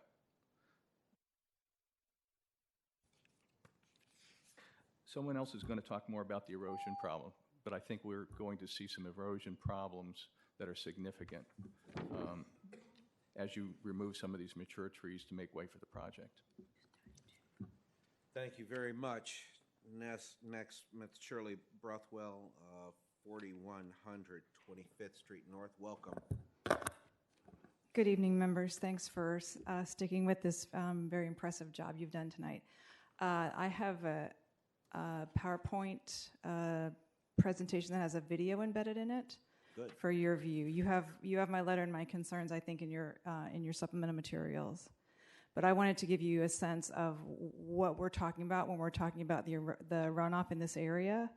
So this is, you didn't have a topographical map in your package. This is kind of a replacement. All of the orange is Richmond Street and other high elevations that are up behind my house. My house is the red mark with the kind of the balloon.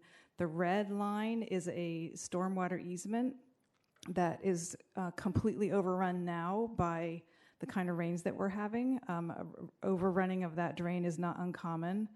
And I wanted to show you what it looks like in my yard when that happens. If you can hit play. So my backyard is I have this wooden deck which sits up about maybe 8 inches up off of the ground. All of what you see here, I don't own a lake. I don't own a river.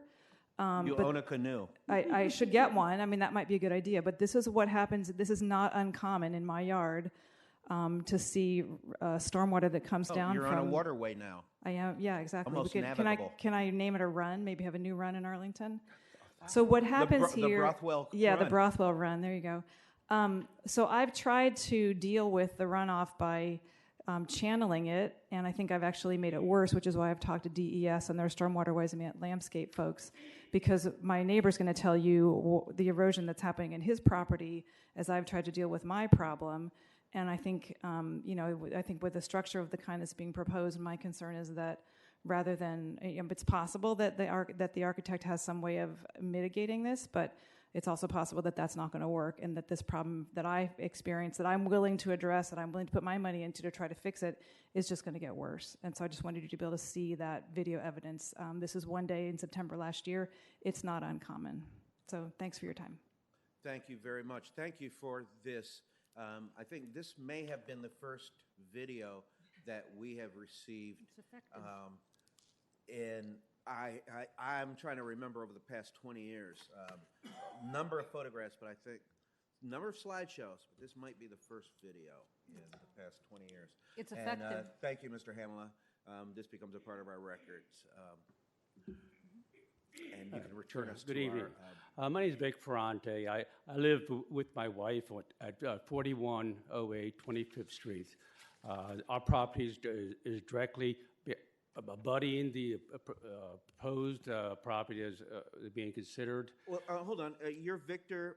Ferrante, yes. Ferrante, thank you very much. I just want to make sure. Our property directly abuts the property of the backyard, and it's at the bottom of a considerable slope. 4105 25th Street North. Yes, yes. Our issue is water, drainage, and flooding. I should first note that I'm a licensed professional engineer, and I worked for HUD for 25 years in the area of housing. I've worked in standards, codes, and construction, so I'm thoroughly familiar and understand the process and what the requirements.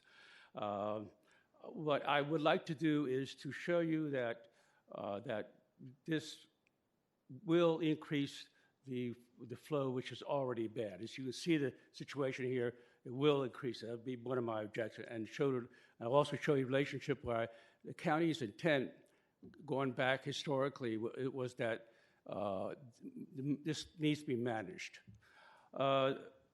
Even though there is an easement drain that exists in back of my house and in back of their house, is frequently overloaded. Apparently, it was installed a number of years ago, maybe 50 or 60 years ago. I'm not sure exactly when. So it's not working entirely well, and you can see the water drainage there. I've installed at considerable expense a yard drainage system, which helped a bit. The proposed home would extend the footprint 25 foot backwards, and this comes out to like a 34% reduction in the surface area in which the water can be absorbed. Furthermore, to add to this, they're going to be cutting down approximately 10% trees on the lot of significant size, which again will cause increase in drainage and flooding. This is due because the trees absorb water and respire it and give off into the air and sort of dissipates the water that way. So this is the bottom line. I've shown you that it will increase the flooding, which we already have. What I'm asking is simply that we have given some assurance by the builder that this matter can be mitigated, at least. Also, I'd like to bring it to your attention that as the size of this, the footprint size is the main cause of the drainage system, which is indirectly related to the height. Dwayne brought up the relationship somewhat, and I'd just like to make that clear. So it's somewhat related to the height. Second factor I'd like to consider is that. Wrap it up. Pardon me? Can you wrap up? Okay, wrap it up. All right. Thank So one more thing. Going back historically, the county, when they first started development of the area, required that the storm easement be installed. This is like 60 years ago. Apparently, the county, as this person here said, the county has an aggressive policy for storm drainage. Back then, well, I assume it's still the same here. I think the county should honor those past commitments to correct this drainage situation. Again, the county felt there was a problem back then, made the developer put this easement in, which is not working entirely well because of the other factors which have occurred. Thank you very much. Thank you very much. You're going to be very helpful to the discussion with Mr. Lawson, Mr. Ferrante. Thank you. The last speaker who has signed up is Frederick Jackson, 2317 North Richmond Street.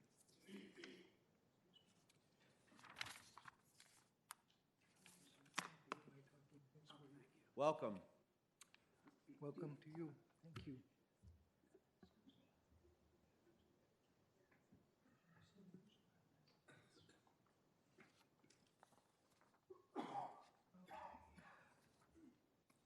Thank you for staying so late to listen to us on this issue that is very important to us. Thank you for coming. I occupy with my wife the house on the immediate right of the property in question, where we have lived since spring 1995, when I inherited it from my parents, who bought it in 1963.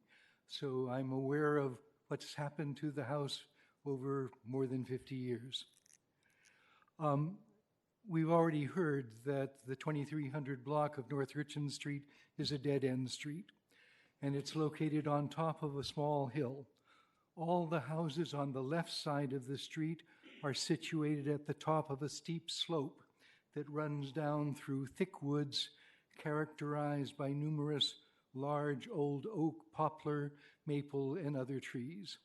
The woods also harbor a small herd of deer, families of foxes and raccoons, and many other small animals and many birds. The neighbors, all of us, welcome their presence. I have witnessed several significant renovations of existing houses and the construction of 5 new houses on North Richmond Street. In not one of those instances did the owners request a variance to existing regulations, despite the fact that at least 3 of the new structures are situated on the same steep slope as the property in question.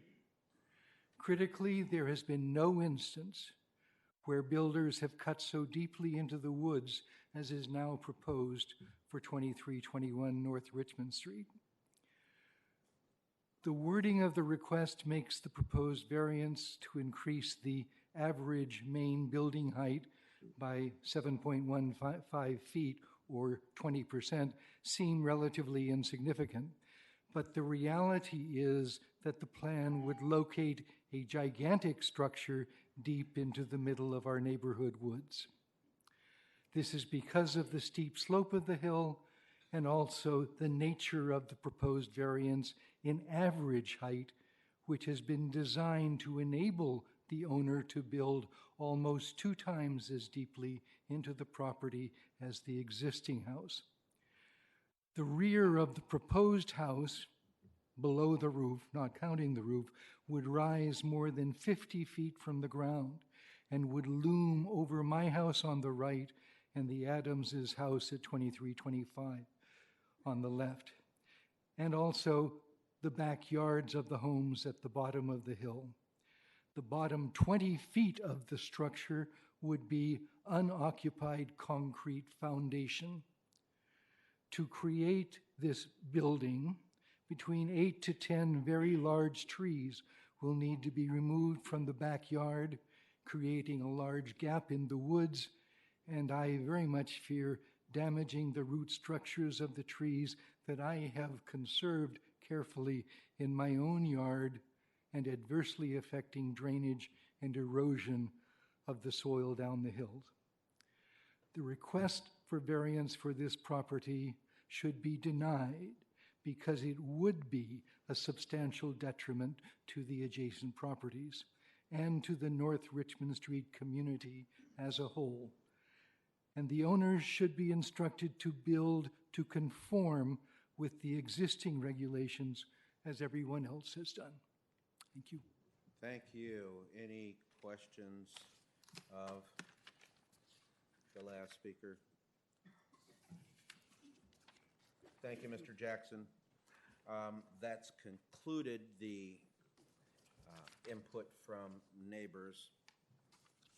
And I'm going to ask if any of the members of the board have any questions of any of the applicant, any of the neighbors.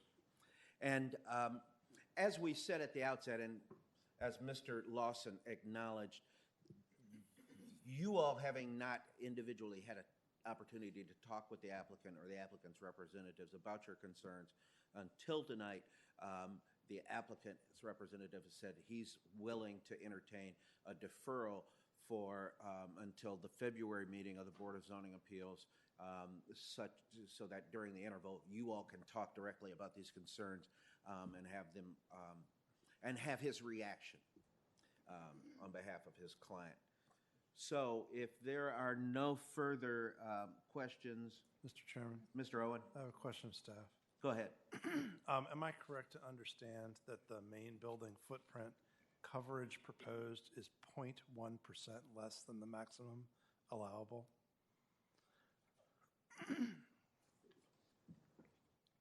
I believe that to be the case, but I will double check.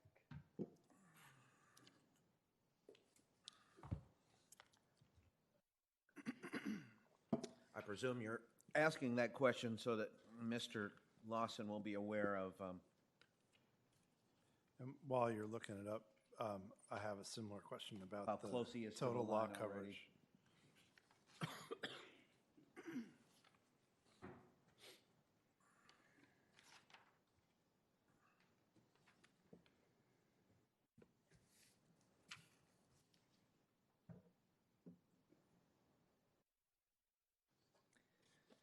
It is correct that the 27.9% proposed main building footprint is within 0.1% of the 28% maximum main building footprint coverage allowed with a front porch in the R8 zoning district.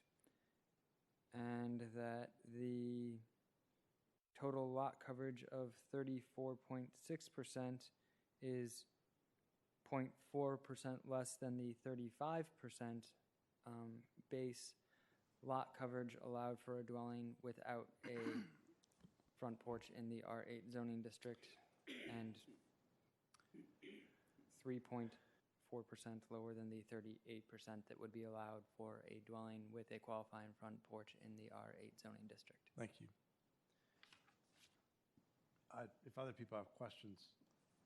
I don't think so. Go. Oh, Ms. Malice? But not questions. Go ahead, Ms. Malice. So I would be interested to know, and it's often useful for community members to know, what structure could be built here by right, and what would it look like? Because that is something that the community has indicated that they would prefer to see something that required no variances or use permits. So sometimes that result is not as attractive as you might think. Mm-hmm. And so it would be instructive to all parties, including ourselves, to have some kind of a sketch of what a by right option looks like, so that you can do a comparison to what you're actually proposing and or what you might work out with the neighbors. Mr. Owen? Yes. So it seems to me that the applicant is coming in here for a variance as to height, and the neighbor's concerns, not exclusively, but to a significant degree, actually stem from coverage. Chopping down of trees, extending into the back of the lots, Runoff. water runoff, and you know, the question is, how do we evaluate those equities? And it seems to me that if you're coming in for a variance for height and your reason is, well, if we couldn't go this high, then we'd have to spread out and chop down these trees and have the water run out, then that sort of makes more sense for why we would give an exception to height, because that makes people better off. Here, the lot coverage is maxed out anyway, and they want the height. And to me, that makes a little bit less equitable sense. I would also say that we had another variance application earlier tonight where I made a comment as they were heading out, and I said, I think you're kind of close. This, I don't feel that way. I don't feel this is close, and I would not necessarily support a February deferral, because I think a fundamental reconsideration of the approach here is warranted given the nature of the concerns that we are aware of. And so I would say at least, I mean, frankly, I'm inclined to just deny. I'm not sure about dragging it out, but but if we're going to defer, I would say at least.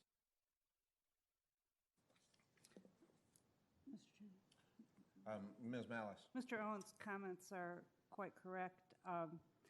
Sometimes in by right options, we see trade-offs. Here, a by right option may, in fact, result in a significantly smaller house. But we should see what that looks like. And so we can compare.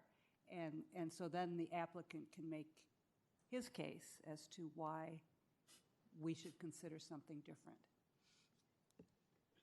The other thing I would say is if the board is inclined to defer, is that one thing that's directly caused by the height that the neighbors have not mentioned, but that during my walkthrough I observed, is that even the house that's there now casts a shadow on the houses down the hill at certain times of the day. And if that's going to increase, I would, Mr. Lawson's familiar with how architects can produce shadow studies, and I would definitely want to see, different times of the year at the summer and winter solstice, and I want to know what the shadows are today, what they would be, what the difference is, and that's particularly relevant because it's directly related to the impacts of height per se. Thank you very much. And, I guess there's one more presumption is that this house has to be the same, that the floor plate has to run the entire width and length of the house. In other words, that there's also the option of stepping down floors in the back as an alternative to the height measurement. So there are a number of options, design options that are available to look at. Stepping down in the back obviously would help with the 50-foot rise would no longer be a 50-foot rise in the back, and I don't know if that's the right number or anything, but the idea that there are options to look at. Any further discussion? Just one other thing. Mr. Owen? Our usual admonition, the neighbors don't have a veto, right? So it's our job to evaluate the reasonableness of your concerns. So whether Mr. Lawson's client offers something different or doesn't, or they do something different but you still don't like it, that doesn't mean you win. It just means that we want to hear from you about what your concerns are about that, as we've heard about your concerns about this one. In other words, you don't have a veto. So it's even collectively. It's still good to try to work in good faith to come up with a solution that you all can live with. Conversely, it's unlikely that we would, possible, but unlikely that if you guys work it out and come to something that you're unanimously in agreement with the applicant about, it's very unlikely that we would find something that we object to at that point. Any further discussion? I'd be happy to entertain a motion. We can defer to February, but if you want to go longer. Personally, I would vote against February. March. Mr. Chairman, in the matter V-11517, 2024-19-VA-2. I move that this application be reconsidered, be deferred to our March 2020 hearing. Is there a second? Second. It's been moved by Ms. Malice and seconded by Ms. Freshman to defer this matter to the March 2020 meeting of the Board of Zoning Appeals. Any further discussion? This is for the purpose of considering substantial redesign and for further discussions with affected neighbors to develop impacts on neighboring properties, information about impacts on neighboring properties. That's the motion, Ms. That is- Malice? That, I Freshman. include that in the motion. All in favor signify by saying aye. Aye. Aye. All opposed? The ayes have it, and this matter is deferred. Thank you all for coming. See you in March. Please call the last case on our agenda tonight. Oh, we have, it's withdrawal. Mr. Chairman, I ask unanimous Oh, consent. the deferral, okay, the withdrawal. Mr. Chairman, in case V-115-17-19-UP-1, I move that the Board of Zoning Appeals accept the applicant's withdrawal of the subject use permit. Is there a second? It's been moved by Mr. Owen and seconded by Ms. Freshman to accept the withdrawal of V-11517-19-UP, was that UP1? Correct. Yes. Any further discussion? All in favor of the acceptance of the withdrawal signify by saying aye. Aye. All opposed? The ayes have it. That matter is withdrawn. Please call the last case. Case number V-11518-19-UP-1 is a use permit request by Robert Russell and Michelle Tolbert. The owners to permit a left side setback of 7.4 feet to the front porch, wall, the rear addition, and rear screen porch instead of 8 feet as required from the property line, and to permit a left side setback of 2.9 feet to the AC units, 3.7 feet to the areaway instead of 5 feet as required from the property line regarding a new front porch, rear screen porch, 2-story rear addition left side areaway, and AC unit installation in the R6 zoning district on the premise known as 309 South Irving Street. Staff recommends the Board of Zoning Appeals adopt the attached proposed resolution granting the use permit request with condition. And I'd like you to please note there is supplemental material for this case that came in after the application packet was assembled and printed. And in this case, it is actually supplemental staff analysis of additional structures in the surrounding area. So we have no neighborhood input on this one. I do believe that the applicant may have some input on the neighbor input. That sentence doesn't make sense. Thank you. Sure it does. Did you have a question, Mr. Owen?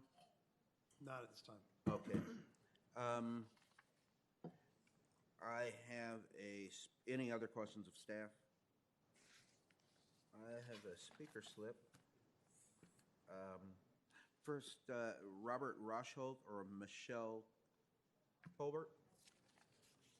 Are you Robert? I am Robert. You Rosholt? get Robert tonight. Michelle's away. Okay. We do have a speaker here. But go ahead. Welcome. Thank you. Ask them to step out into the atrium. There's a speaker for this I application? received a speaker slip Okay. from Michael Tiberio of 211 South Irving Oh, yeah. Street. He's a neighbor of ours. He's a neighbor? Yeah. He must have left. Did he, I did give up. well, let's find out if he is, Mr. Tiberio? No. Okay.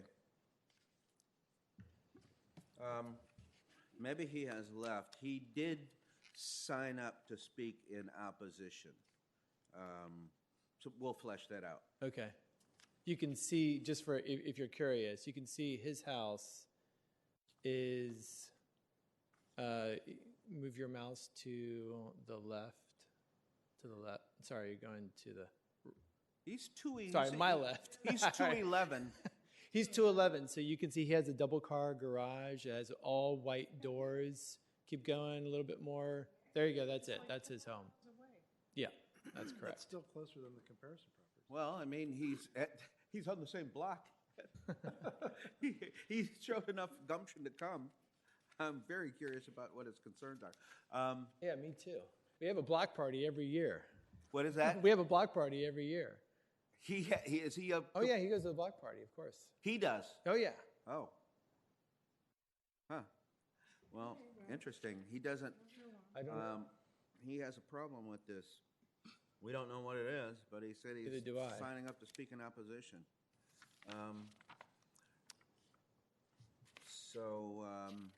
Let's see. You did reach out to him, or did you not? I did not, because his property was so far away. It didn't seem. Oh, this is an issue.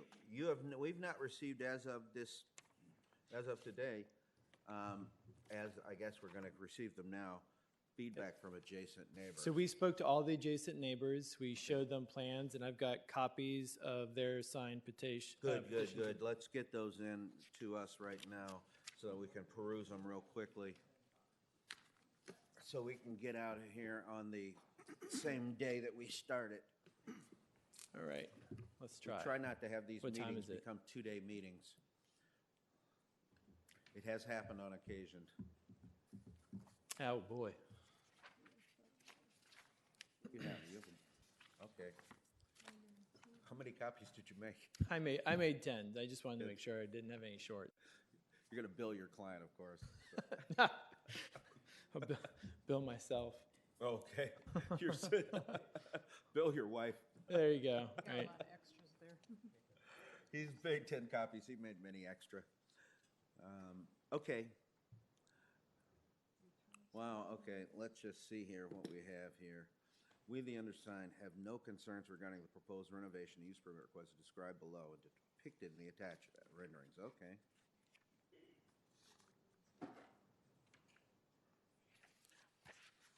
Has anyone done an analysis of their locations, Ms. Doing it Freshman? right Do we have that now. right? She's usually the first one with that. 404. 404, I think. 301. 312. Some of them are doubles. I think we've got adjacent neighbors, 2 doors, the equivalent of 2 doors down on each side. You mean 2 doors deep? 2 doors deep. Okay. And in the back, we've got two. There's one house, 406, a little bit on the corner that we don't have, but, And 3200 Third. sorry? Also, a corner adjacent lot is across the street, 3200 Third Street. 32, yeah, a little bit, but we've got a lot of them here. Okay. Which ones did you note were missing? 6, your lot sort of abuts do you have the tax map that we're looking at? I do, yep. The one that looks kind of like a 406 J. Highland sort of abuts you a little bit on the corner there. Yep. And That house had just resold, and the owners weren't there at the time, and we haven't met them yet. Okay.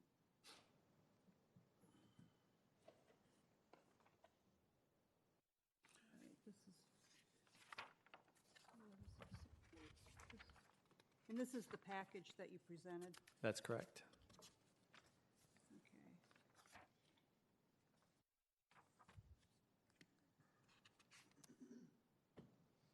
Huh, well, that's interesting. I mean, you're 0.6 you want, and then 2.1 feet. I wonder what Mr. Tiberio's issue was. If he had one, or if he misread this, I don't know. Yeah, I don't know. I mean, maybe he saw the county did a great job with the yellow signs on the telephone poles. Well, any questions of the applicant? So, I'm just looking at, submission here. Mr. Chairman, I have a Mr. question Owen. for staff. Go ahead. I note that staff is recommending granting this use permit in full, but in the materials that staff has provided for evaluating the surrounding properties, there are no examples. There's only one example of a setback as small as 3.7 feet to the areaway. There are no examples in the revised or in the latest supplement of side setbacks as close as 2.9 feet to the AC units. And I'm wondering, that's unusual. Often when staff doesn't present us with examples of at least as close, you don't recommend granting, and so I'm wondering if you could speak to that. Well, I'd say that staff is still providing examples, they just happen to be further away. We've got examples of air conditioning units being approved as close as 1.5 feet. Granted, that was on Lincoln Street, but I think the analysis was done that there have been some setbacks allowed for air conditioning units, some. Well, it's 601 North Lincoln Street, which is more than a mile away. Yes. From the property. It's across Route 50. It's across the most significant geographic and cultural architectural lines that we have in the county. I presume that 601 North Lincoln Street's in R6, but it's so far away, I don't know off the top of my head if it's even in the same zone. It could be R5, could be, something else. So I don't see presented to us tonight a comparable air conditioning setback. I leave it to your discretion. Mr. Chairman? Ms. Mellis. Can I ask that another way? How far away would you go to conclude there was no comparable? I don't think there's a magic number of how close something needs to be or needs not to be surrounding. In this case, the person who did the report started by trying to see if the BZA had approved similar setbacks for air conditionings before, and in doing so presented you with, the two closest that he could find. And I think it's good information for you to have, even if it isn't as close, at least you know how far away it is. You have to go before you find one. Exactly. So, I so agree maybe, with that, by the way. To know where is the closest one that you could find is useful information. So maybe it's, how we interpret the table as not, but it's also how you form a conclusion. If you say it's approvable because you found one a mile and a half away, that then again goes to the other side of the issue, is that you think a mile and a half is close enough. And of course, you're right, we can say any place in Arlington is close, So we're sort of tasked with neighborhood character, and sort of where do we draw our little neighborhood character box? Because like Judy says, all of Arlington can be our neighborhood. So I think I understand what you're doing, and I think it's enormously helpful, but I think it's not necessarily something that we can base our decision on if we think our conception of the neighborhood is a 4-block area or a 2-block area or this side of Route 50, or between 50 and 2nd Street, however we do that. Okay, thank you. That's sort of a philosophical question that we're struggling with. Yeah, understood. If I could tell you that the immediate adjacent house, well, one, I'll back up a little bit further. Our house is kind of an odd house within this block by the developer. You can almost tell what makes it strange is that most of the homes that are our style of Cape Cod have the driveway, mudroom, and kitchen on the same side of the house. We are the only one that doesn't. It's almost like they built the house, and then afterwards they're like, that was not how that was supposed to go. All of the plumbing, all of the electrical, all of the gas comes on the driveway side. Our kitchen, our mudroom, everything else is on the other side. Now, our adjacent neighbor, who is 305 Irving, the Romanos, their air conditioning units are also on their smallest gap side of their home. So that's to the north of their house. I don't know what its measurement is, but I can tell you that that's on the north side of their house, which shares the narrowest property line between them and 301. Both of those neighbors approved of the petition. Well, I'm curious, I wonder if they're at 60 feet, though their lots are 60 feet wide, or if they're narrow also. Yeah, I can't tell, you mean, you can. Might have been the odd lot on the block. Everyone might be 60 except yours. Oh, their 301 screen porch is on the side of the south side of their house, which is next to the air conditioning units of 305. And the older ones made a lot of noise. The newer ones Yeah, don't that's make true. noise now. I am looking forward to getting rid of my old one. Yeah. It's three So- capacitors dead. So then if we say yes, we have a problem similar to what Ms. Malice was talking about way at the beginning of the meeting, if we can remember that long ago, you know. So we say yes here for 2.7 feet. Do we draw a new 1.1 mile radius around this property that then justifies, you know, air conditioning units this close? You know, is there something more?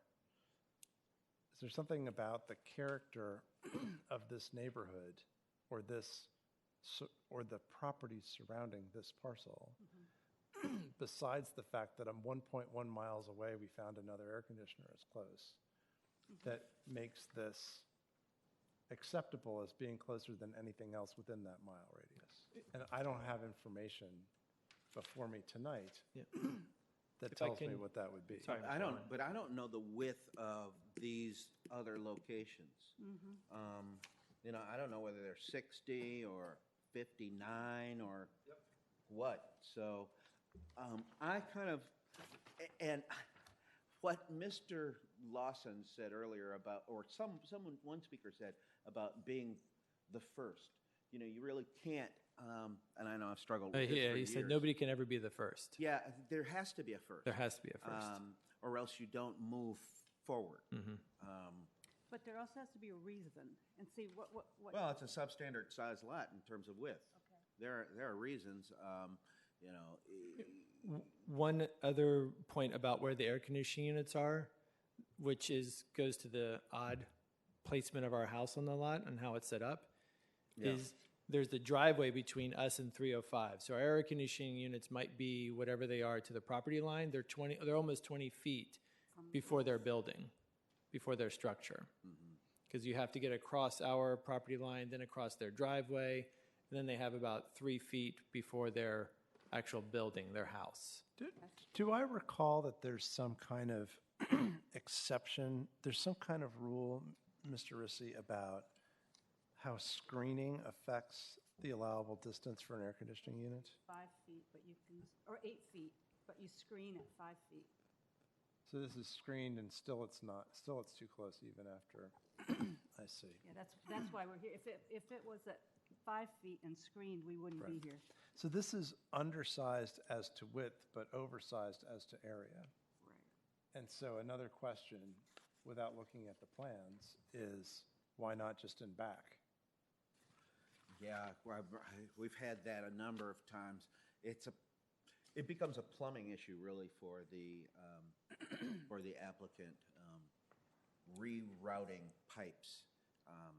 Existing pipes. Yeah, You're using existing pipes. Is that correct? Or are you putting in new? I can't answer that question. I have to talk to our HVAC engineer. Because we're going through that right now, and we have options because we don't have existing. You know, I would feel differently if we had existing and I was asked to hook up someplace new. But again, we don't know tonight. We don't know. Some information that's relevant.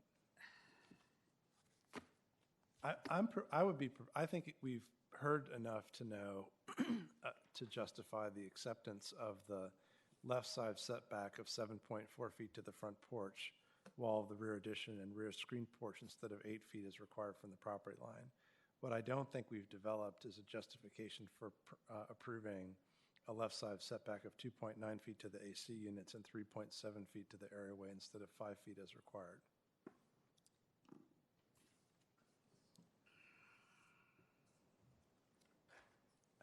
And not to say we couldn't develop that, but right now we haven't developed it, in my opinion.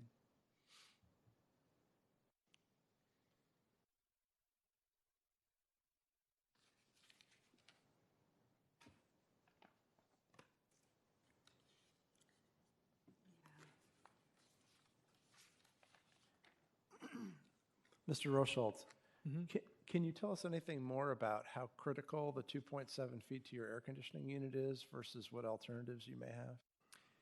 The alternatives would be moving the AC units to some other part of the property. Those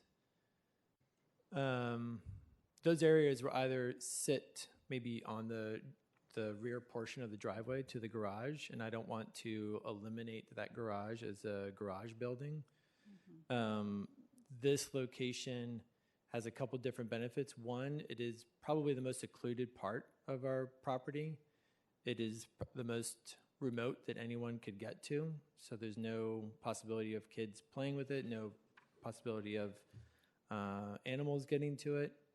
It also sits on the side of the property where the air handlers are in the attic, so it has the most direct access to those units. It's definitely the most efficient and best place to put it. Honestly, we're so close with our neighbors. If 305 was closer to our property, we wouldn't move the AC units there.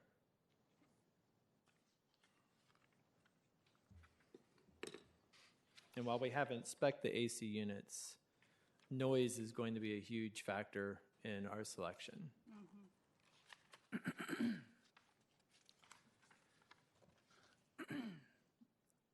So I would love to take your last sentence into consideration. The problem is that unless there's a way we can...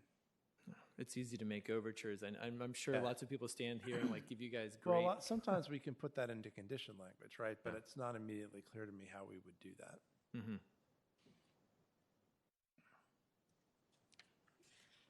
Mr. Chair. Mr. Rissy. Just for point of clarification, there is one address that staff did not include in either of the lists of comparable structures. We often don't, but the existing setback on that left-hand side is 2.7 feet. Right. To an existing enclosed porch. So, in fact, the air conditioners would still be further away than the setback on that side of the structure currently. Further or the same? Further. Existing enclosed porch to remain 2.7 to 2.8.4 inches from the side yard.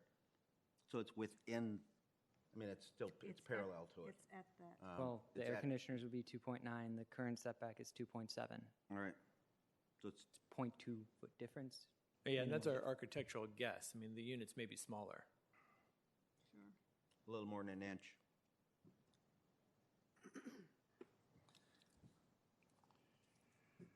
You might have the votes tonight, so let's just see if you do.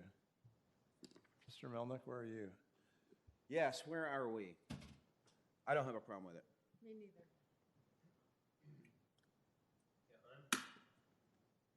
I'm leaning toward basically Okay. All right. Well, there's any further discussion? Yeah. You can just be efficient about it. Well, let's see if I can get a motion out of one of my colleagues.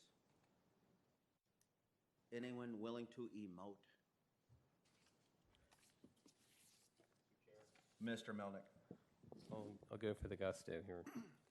Okay, so in case V1151819UP1, I move that the Arlington County Board of Zoning Appeals grant the use permit request with the conditions as stated.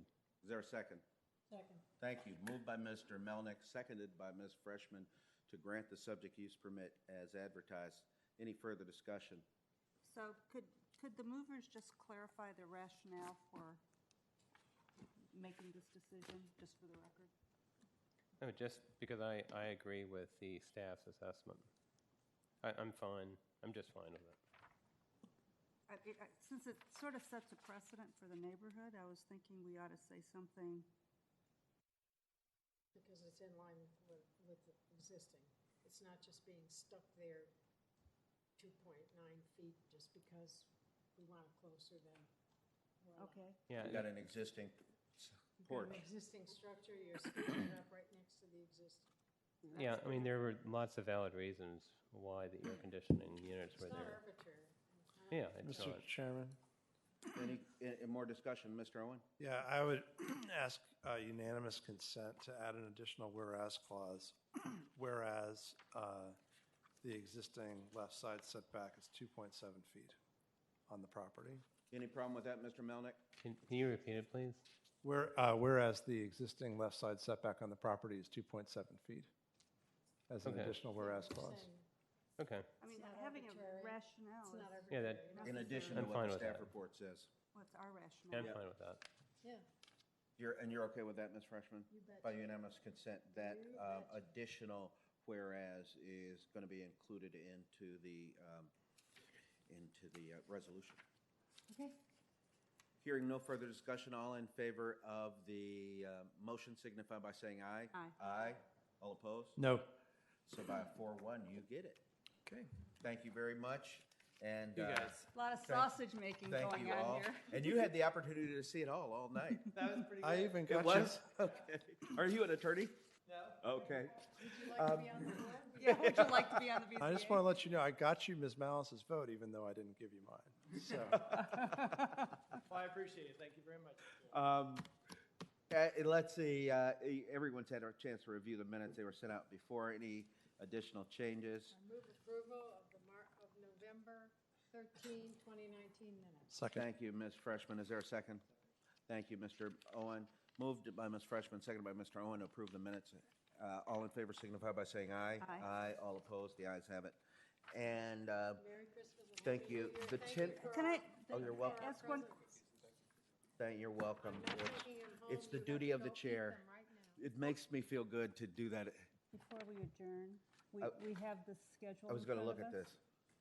this. Is We this are- being asked to consider this? We already approved to Through March. Right. Are you looking for additional approvals now? Are they necessary now? Can this wait till 'Cause February? Some of these, one of these I can't make. I can't make April. But can everyone make February? Yes. Okay, well, let's take up any additional changes to this. Can, You're just trying to dodge it. can I ask just staff a question? Go ahead. It appears that our meeting dates are pushing earlier into the year. Is there a I mean, reason? earlier into each month. I mean, earlier into the month. Is there a reason for that? Yes, to avoid conflicts with the county board needing the boardroom. Oh, yeah, you got some real, I mean, these are now first week to Yeah. second week, the last half of the last third of the year. If you notice, the dates in red are planning commission carryover dates or the day after our county board hearing. I'm hearing we shouldn't schedule on a planning commission. It's not But those are a date, carryover it's- dates. They use them. Oh, poor people. Yeah. I mean, they do use carryover dates. The dates in red represent the days that I have selected to avoid PC carryover dates. Oh. I believe I've now. Oh, is that what that means? Not that they are carryover dates, they Correct. avoid carryover dates. Okay. Okay. The other issue was Veterans Day is on November 11th, which is just the best day to have the November hearing next year, but is going to be closed. Do you have another clean copy of this, the minutes? Sure. I wrote on this because I needed to Here. have Ms. McNeil's name in front of me. Oh, thanks, I got one now. Well, And yeah. Just a consideration is whether or not the 10th or the 12th. Did you look at the 10th or the 12th of November? I have not looked at dates other than Wednesdays just to keep at least that much consistent. Yeah. I would say, considering the awkwardness of the floating holiday in November, Okay. November 4th is pretty early. So maybe it would be worthwhile looking at the 10th and the 12th Okay. to see if there are options. I would slightly prefer the 12th. have your minutes out. Remember we were talking at lunch. And the other is Ms. Malice I don't know when she's. has often objected, To August. with some success, to having any August. No, we meeting. created a change. Precedent. A precedent that, Are we not meeting in August? exactly. So we're not currently inclined to meet in August, I think, is the That was consensus. I'm not, I'm for sure, but that was my memory. And of- Not leaving. And the side It's benefit. like- Part of not leaving, don't It's you like my get? girlfriend. She doesn't like the fact that I'm retired. And the side benefit was, I noticed that staff seemed to Like have a that. spurt of productivity on some administrative matters when we gave you a month off as well. And so I would like to see that again. That'd be great. I would like to point out that we don't have time off. Today was the deadline for the February hearing. We're already working towards that, even though it's 2 months away. Yep. Yikes. It was? Can we adjourn? Yeah. We're All right, discussing, so- I didn't think there was a need to discuss the calendar until next year. All right, so But Ms. Malice brought it up, so we're Right, accommodating. so the guidance is February 15th doesn't look so good. As well, we'd like to look at the 10th and the 12th of November as an alternative to the 4th. Sorry, was that April 15th? April 15th. Yeah, April 15th doesn't look so good. November 4th is really early, and we'd like to see if the 10th or the 12th also works. August, we are disinclined to meet unless there's some change to why our immediate past practice. And then at our January organizational meeting, we could consider this again after staff has done their There you go. additional work. Yeah. Sound good? I've got marching orders. Is there a motion to adjourn? I move. Thank you, Ms. Freshman. Is there a second? Oh, you need a second on a motion to adjourn? Historic, my understanding of Roberts is that you don't say yes. actually. But, Say yes. Yes, I move. okay, moved by Ms. Freshman, seconded by Ms. Malice to adjourn. All in favor? Any discussion? All in favor signify by saying aye. Aye. All opposed? The ayes